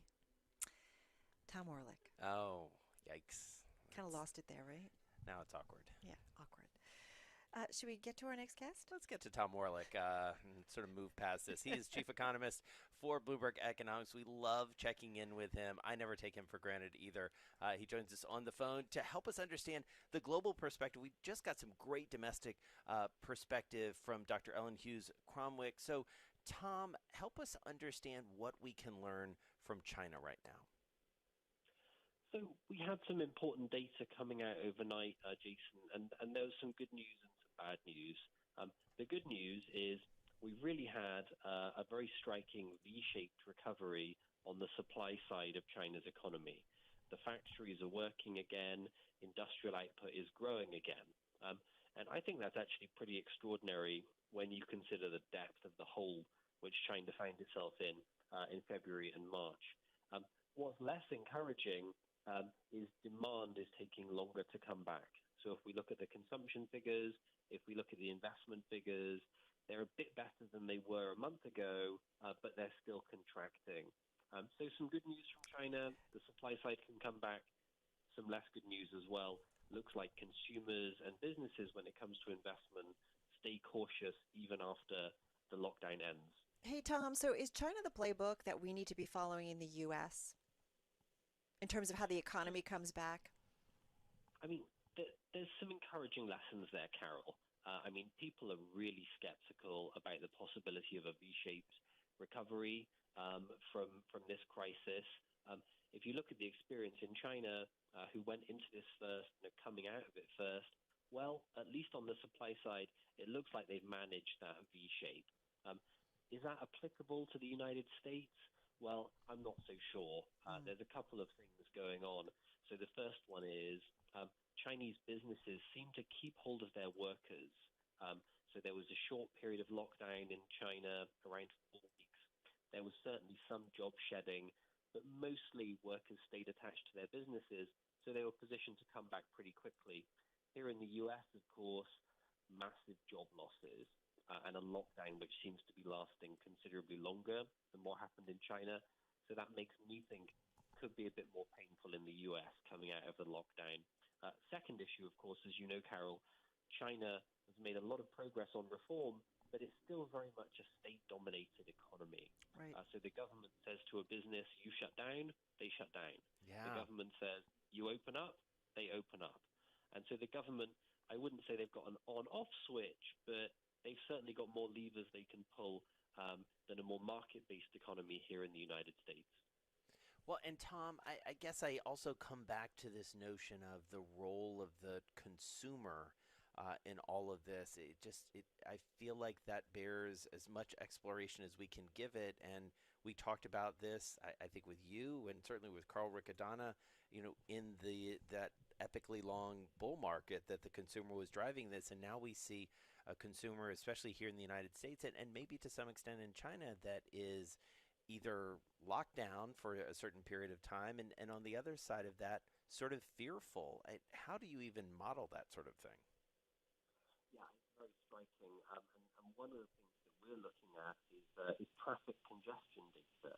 And the idea there is, well, if the streets are congested, if there's traffic jams, that's a sign of economic activity. And if the streets are empty, there's goats and sheep running around like we see in some of those pictures from bits of England, well, clearly the economy is not working. And one of the things that we see when we look at Beijing, China's capital, is, well, during the week, the traffic congestion has come back. So when people have to go to work, they're going out. But on the weekends, even though the lockdown is over, there's still no traffic congestion. And what that tells us is that when people can stay at home, when they have a choice, they're staying at home and they're staying cautious.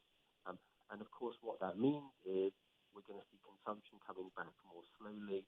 And if we see consumption coming back more slowly, well, where's the demand? And so where's the recovery going to come from? Yeah, well, and that is the big question. All right, having a little bit of trouble with your line there, so we're going to let you go before we really want to. Tom Orlik, you're the best. Bloomberg Economics Chief Economist Tom Orlik joining us to talk a little bit about China. He lived there. He understands it. And it's such a critical point because we've got to learn, not just medically, but economically, as to how this virus is moving around the world. Right, exactly. And I think it comes on a day, when we had U.S. retail sales and factory output registering the steepest declines on record in the month of April. The German economy was down 2.2% in the first quarter, the most in more than a decade. I mean, we could go on with the staggering and eye-popping statistics. It's a global thing, and everybody's trying to figure out how do we get through this safely, the health crisis, but also not have our economy so that it's in a depression, essentially, for a long time. Yeah, no, those are the big questions. Tough balance. For sure. Dave Wilson's going to be along with us in just a few minutes. His chart of the day, you heard about it earlier, has to do with big tech, and then we'll try and make sense of this kind of funky market today with Brad McMillan over at Commonwealth. Get you to the close. I believe you did. Trading. It's a funky market. It's a funky market. Yeah, just nailed it. Yeah, that's why I get the big bucks. Yes, what? indeed. No. Yeah. All right, this is Bloomberg. Like that.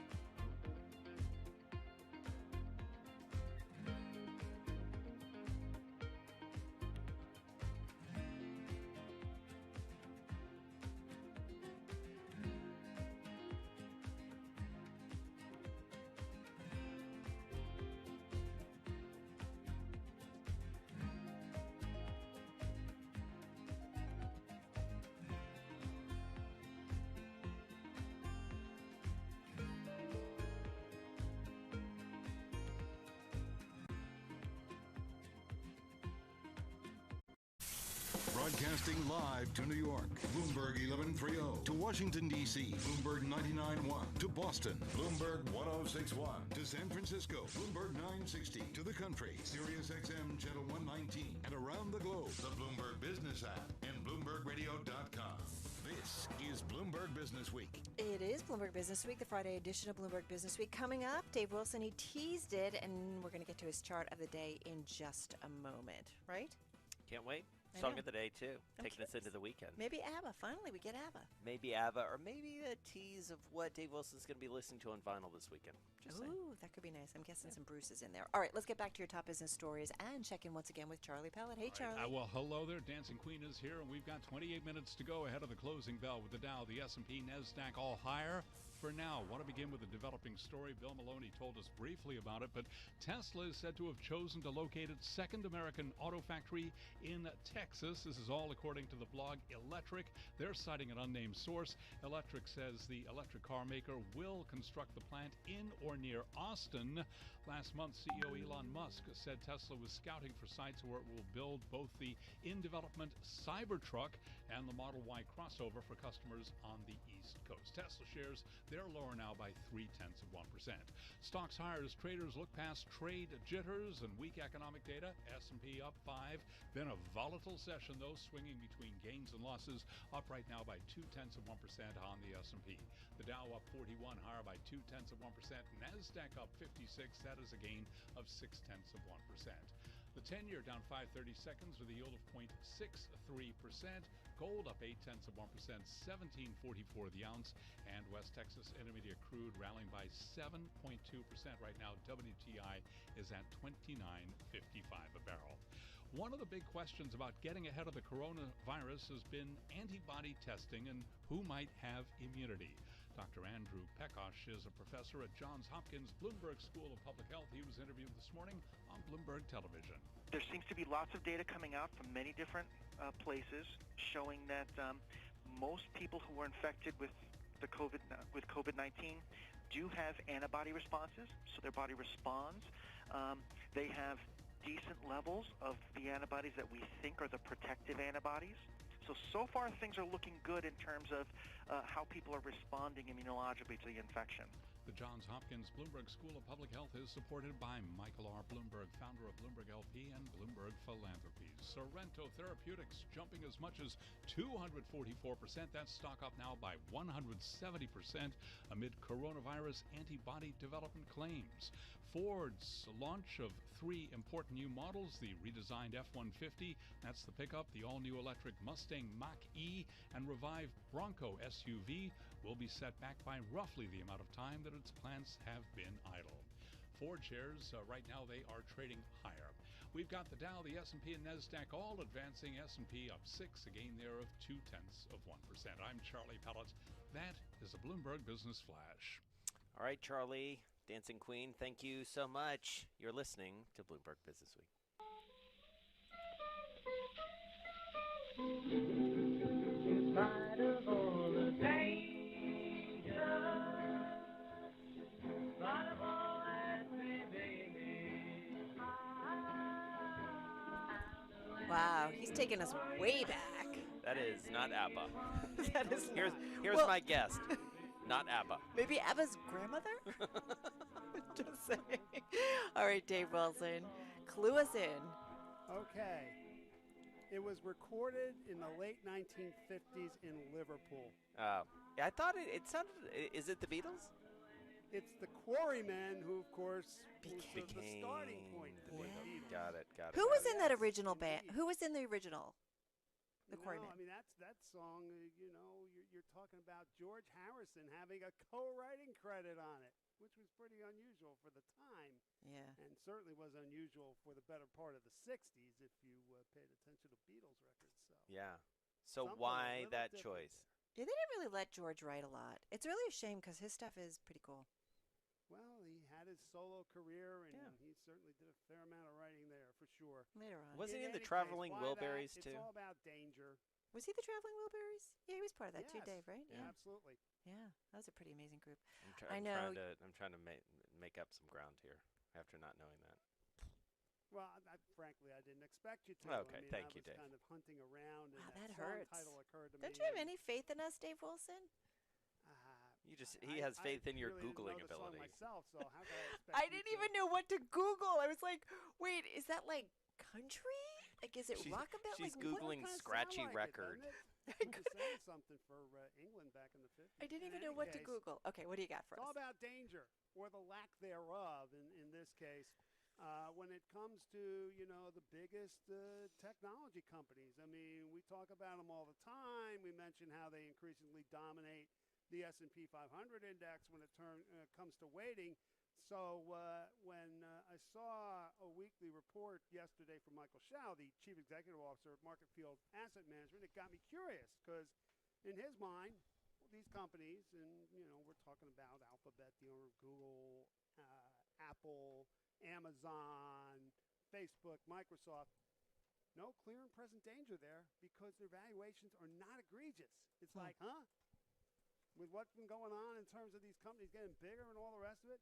But sure enough, what I did is I went back on the Bloomberg terminal and looked at what are called forward price earnings ratios, so based on projected profit rather than historical earnings, and then compared them for each of those 5 companies with the S&P 500.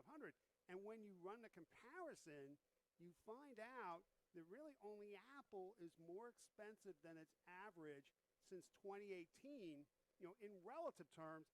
And in fact, it's still, one of the cheapest stocks in the group when you consider it on that basis. You look at the rest, I mean, they're either right at the average or just below it.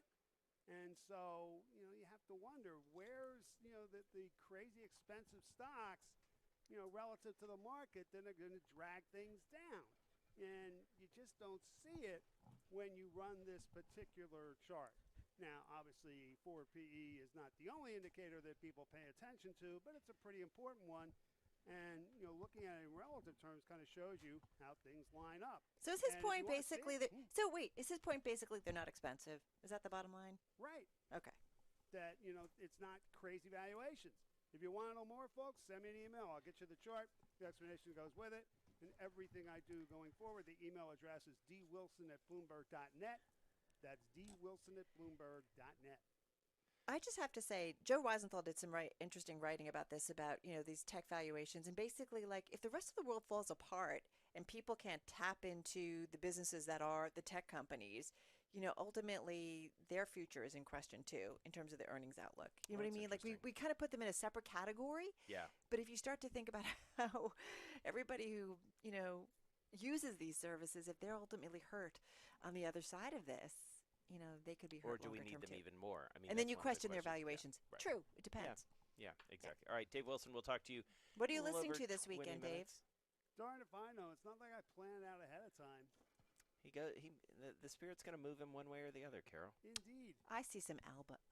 Some Alba. ABBA. Oh, good Lord. Some ABBA in his future. All right, let's get get over over. Jessica Alba thing from yesterday. Yeah, let's get over to Bob Moon now to save us. He's got world and national headlines. Hey, Bob. A heavy order. The president referenced Star Trek as he laid out the next stage of recovering from the COVID-19 pandemic. Operation Warp Speed was unveiled by President Trump in the Rose Garden today, a quest to quickly develop, manufacture, and distribute a coronavirus vaccine. The former head of GlaxoSmithKline's vaccine division and a four-star Army general is heading up the effort. Trump said he would welcome a vaccine developed overseas. He insisted he doesn't care who gets the credit. We'll be very happy if they were able to do it. We'll help them with delivery. We'll help them with in every way we can. We have no ego when it comes to this. In a reversal of what many health officials are saying, Trump says, vaccine or no, the country is coming back. More states are moving ahead with the partial lifting of restrictions on retail and restaurants today, among them Virginia. As we hear from Bloomberg's Martin DeCaro, it may be consumer behavior and not government orders that ends up dictating the pace of commerce. You can eat at a restaurant again in much of Virginia as long as the seating is outside and spaced apart. Restaurateur Raymond Renaud does not expect a dinner-time crush. This is usually a really busy time of year for restaurants. That's not going to happen this year. Eateries are figuring out how to show their customers their spaces are safe, while county-level officials like Megan Bomke watch for signs of coronavirus clusters. We're making our decisions based on our metrics and the data. It's a balancing act taking place across the country. Occupancy restrictions designed to prevent the spread of coronavirus infection may prevent retailers and restaurant owners from turning a profit. Martin DeCaro, Bloomberg Radio. Global news 24 hours a day. I'm Bob Moon. All right, Bob, thank you so much. You're listening to Bloomberg Business Week. Jason Kelly, Carol Masser, and we just heard a lot about how restaurants may be changing and some caution there. Certainly a lot of caution and a lot of talk about changes when it comes to the airline industry. I would point to our podcast feed and our radio show for an interview that we had with Bob Crandall, former CEO and chairman of American Airlines. The airline business and the experience is really set for a different way. Well, and Bob pointed this out in our conversation. This is a great story on the Bloomberg right now, but I love it. There's a line in this story. It says, how do you keep, the goal will be to keep people from sitting next to one another at the departure gate, but then you cram them 6 or 8 abreast for hours during a flight. Yeah. It's just, and what Bob Crandall said to us was that, what's going to go against the airline industry is this is kind of one of the ultimate cases of where you cram a lot of people in a small space. How do you make that safe? I mean, he basically said you don't do it until you get a vaccine. Yeah. But what you should get ready for, and we've heard this from a lot of our guests, get ready for temperature checkpoints, lines of distancing people that go into the parking lot, plexiglass barriers that isolate the folks taking care of your baggage, and everybody from one another. Face masks and gloves are going to be everywhere. And you know what? You know how you're supposed to get to the airport a few hours earlier? Expect to get there even earlier. Yeah, here's one question I have. Sure. How's it going to go when you've packed up to go on vacation and you show up at the airport and someone at the airport says, nope, not going. Can't come in. I think that's going to be, I think you're going to have to deal with it. I think it's going to happen, and I think people aren't going to take it so well. And I just am anticipating, and look, that's not the only place it's going to happen. It's going to happen in restaurants. You go to meet your friends. We've talked about this. You go to meet your friends, and someone's gets sent home before they even get into the restaurant. And I do wonder how insurance plays into this. Does everybody now Totally. start just taking policies on everything on their trips, and the insurance industry, are going to up those fees in order to cover it all? Good question. So there's a lot of things to look at. You're listening to Bloomberg.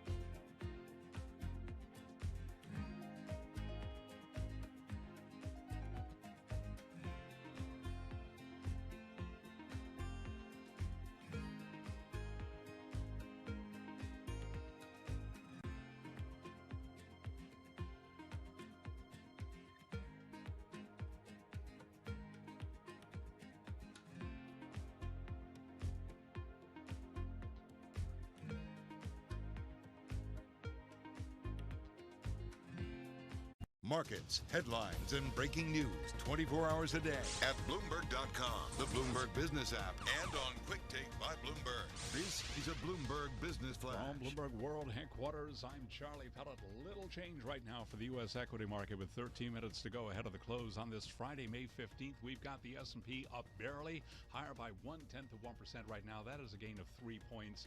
The Dow swinging between gains and losses in the final few minutes of trading here, up 8 right now, a gain of less than 0.1%, virtually flat for the Dow.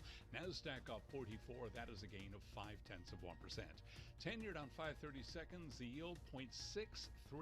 We've got gold up 0.8 now, 17.44 the ounce. West Texas Intermediate crude up 7.2%, 29.54 a barrel. Recapping equities higher, little change right now. S&P up by a point. I'm Charlie Pellet. That is a Bloomberg Business Flash. I'm driving in my car. I turn on the radio. How about you let me drive? Oh, no. Who's gonna drive you home? Honey, please, I'll do the driving. Drive on. Excuse me, I want to drive. Just drive, baby. It's the question that drives us.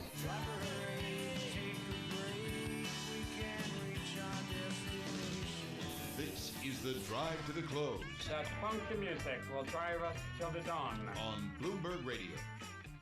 It is time for the Drive to the Close. Back with us is Brad McMillan, Chief Investment Officer and Managing Principal at Commonwealth Financial Network. He's joining us on the phone from Waltham, Massachusetts. Hey, Brad, nice to have you here with us. So here we are, 8-9 weeks of working from home. How are you doing? I'm doing okay. It's been an interesting time, family, there's been ups and downs, figuring out. I think I'm actually more productive in some ways. Are you working from home? We're doing our show right now. We've been doing that this is our 9th week. We're finishing up our 9th week of doing this remotely. I'm in the suburbs north of New York City, and Carol's just west of New York City. We've got, sort of producers and all of our guests obviously remote, and it's a what started as strange now seems sort of normal, and I guess that's what happens, right? It's completely transparent. I mean, you guys are doing a fantastic job doing this. Oh, well, thank you. We appreciate that. How is your team doing? I mean, and I think we talked about this a little bit last time, but I do wonder, you have a business that, has folks spread out all over the place already. How do you manage it in a situation like this and maintain the level of service that I know you guys take great pride in? Well, I'll tell you, I mean, I've been absolutely amazed at just how smoothly it's gone. I mean, we have about 98% of our employees working remotely, working from home, and part of what we've been able to do this is we really a technology leader. I mean, our systems have worked pretty much flawlessly throughout, and part of it is just we have great employees, so we really don't have to worry about them working and delivering service. In fact, we've seen service scores tick up during this time, which is what I expected, but it's just been great to see. Well, how will it change, Brad, how you guys maybe do things going forward? I mean, we've heard from a lot of big banks kind of weighing in on this, and not necessarily it's one story or one theme, but, we keep going back to a conversation we had with James Gorman at Morgan Stanley early on, and he's saying, their team, everybody or a large majority are working at home and things are doing okay. And it's making them reassess real estate needs going forward. And I know that story is being debated. But I just do wonder how much of this sticks maybe with how you guys do things going forward.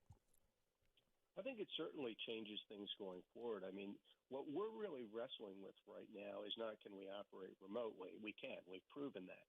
But we focus very closely on our culture, on people wanting to work there, on being a multiple best place to work. How does that scale into more remote working?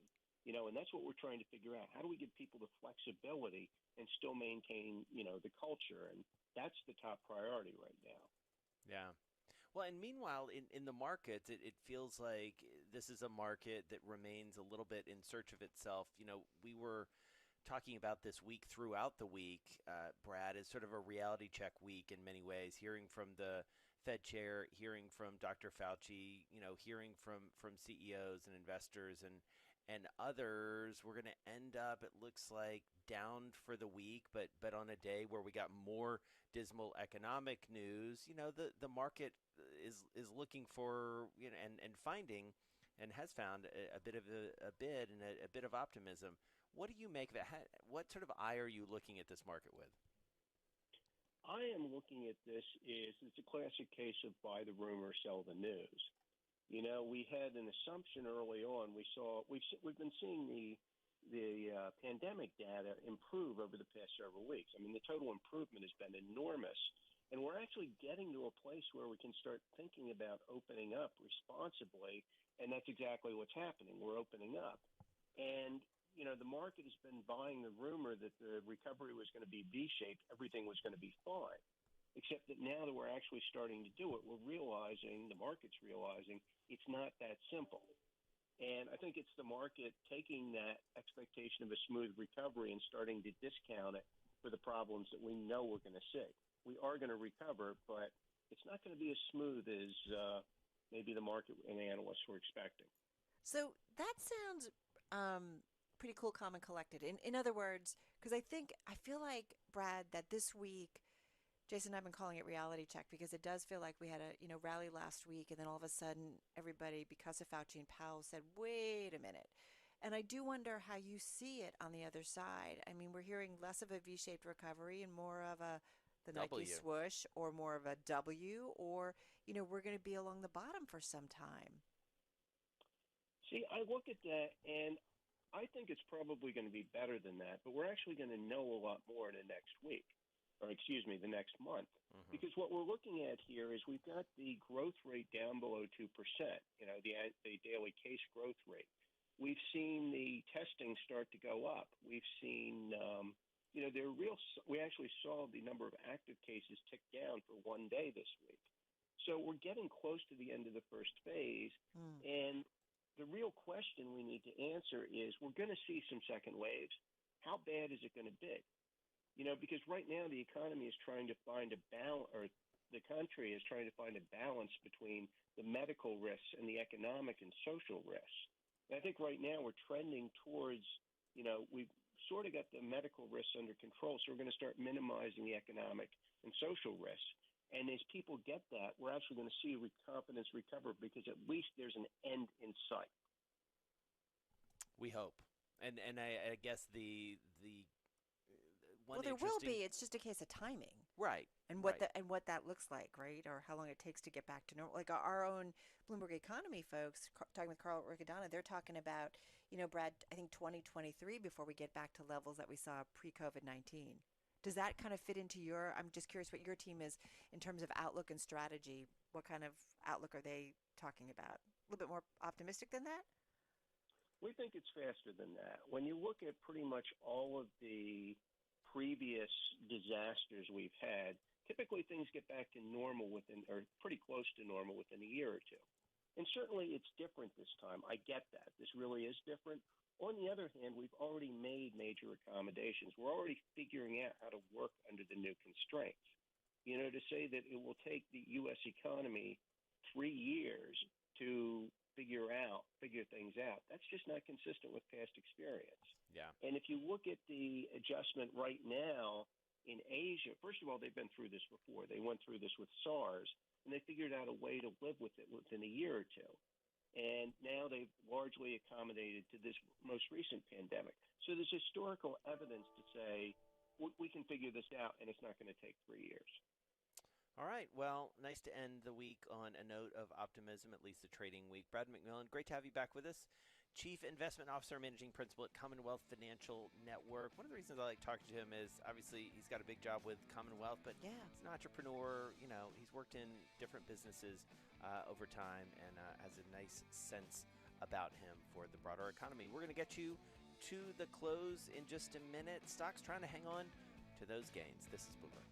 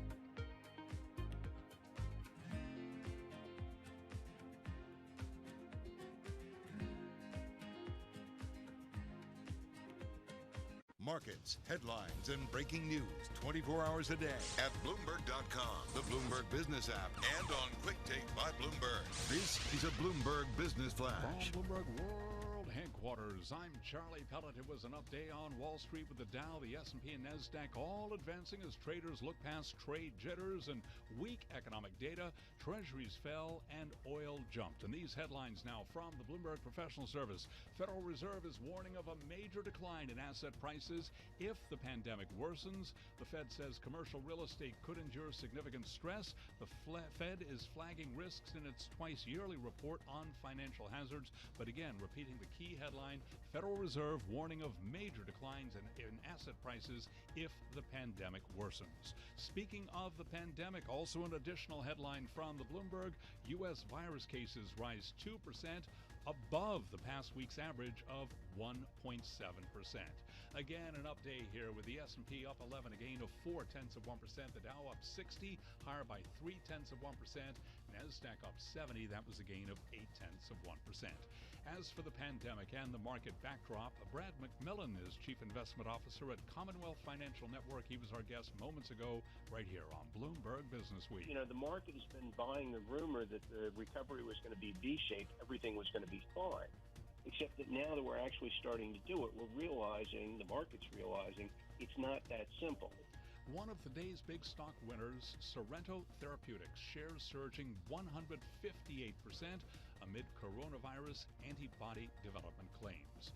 JCPenney, the department store chain that's been negotiating with creditors on a plan to restructure in bankruptcy court, made good on missing a loan payment and said it is still considering solutions to its crushing debt load. Shares up by 21%.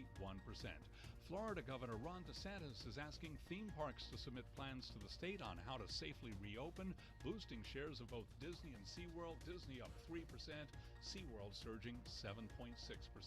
10-year yield 0.63%, gold up 0.8%. Recapping, stocks higher. I'm Charlie Pellet, and that is a Bloomberg Business Flash.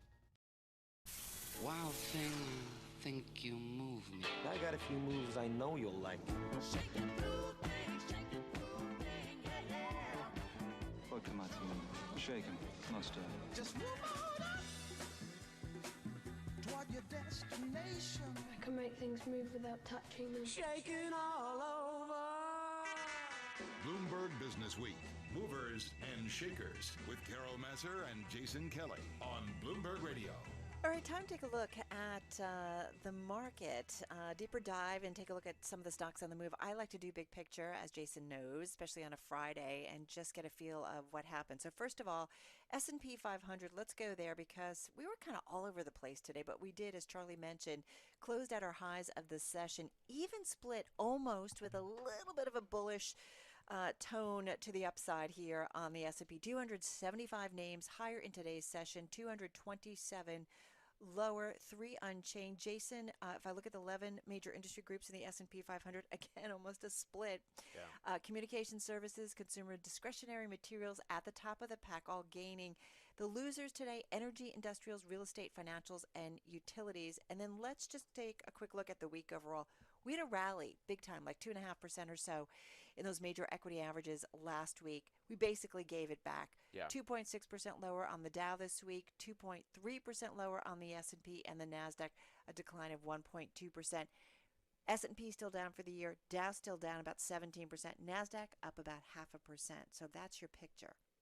Yeah, it's interesting. And, you know, when you look across some of the individual names that were moving today, you had a couple of the retail names, including Gap, among your best performers. And your best performer in the S&P was Royal Caribbean, a cruise line. So interesting to see that. I mean, is that because of reopenings?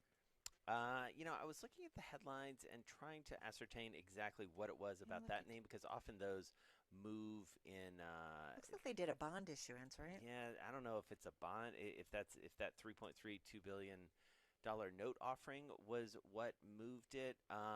Cruise stocks generally were rallying out. They outperformed. JP Morgan analysts were saying basically that maybe it's a bottom at this point, and I think that may have. Well, and if they can actually sell bonds to the market and people are buying, I mean, even though they may have to pay a bunch, it just shows at least investors are willing to show up, right? Yeah. One name that caught my attention when I was looking at the retailers, and it's a name that we've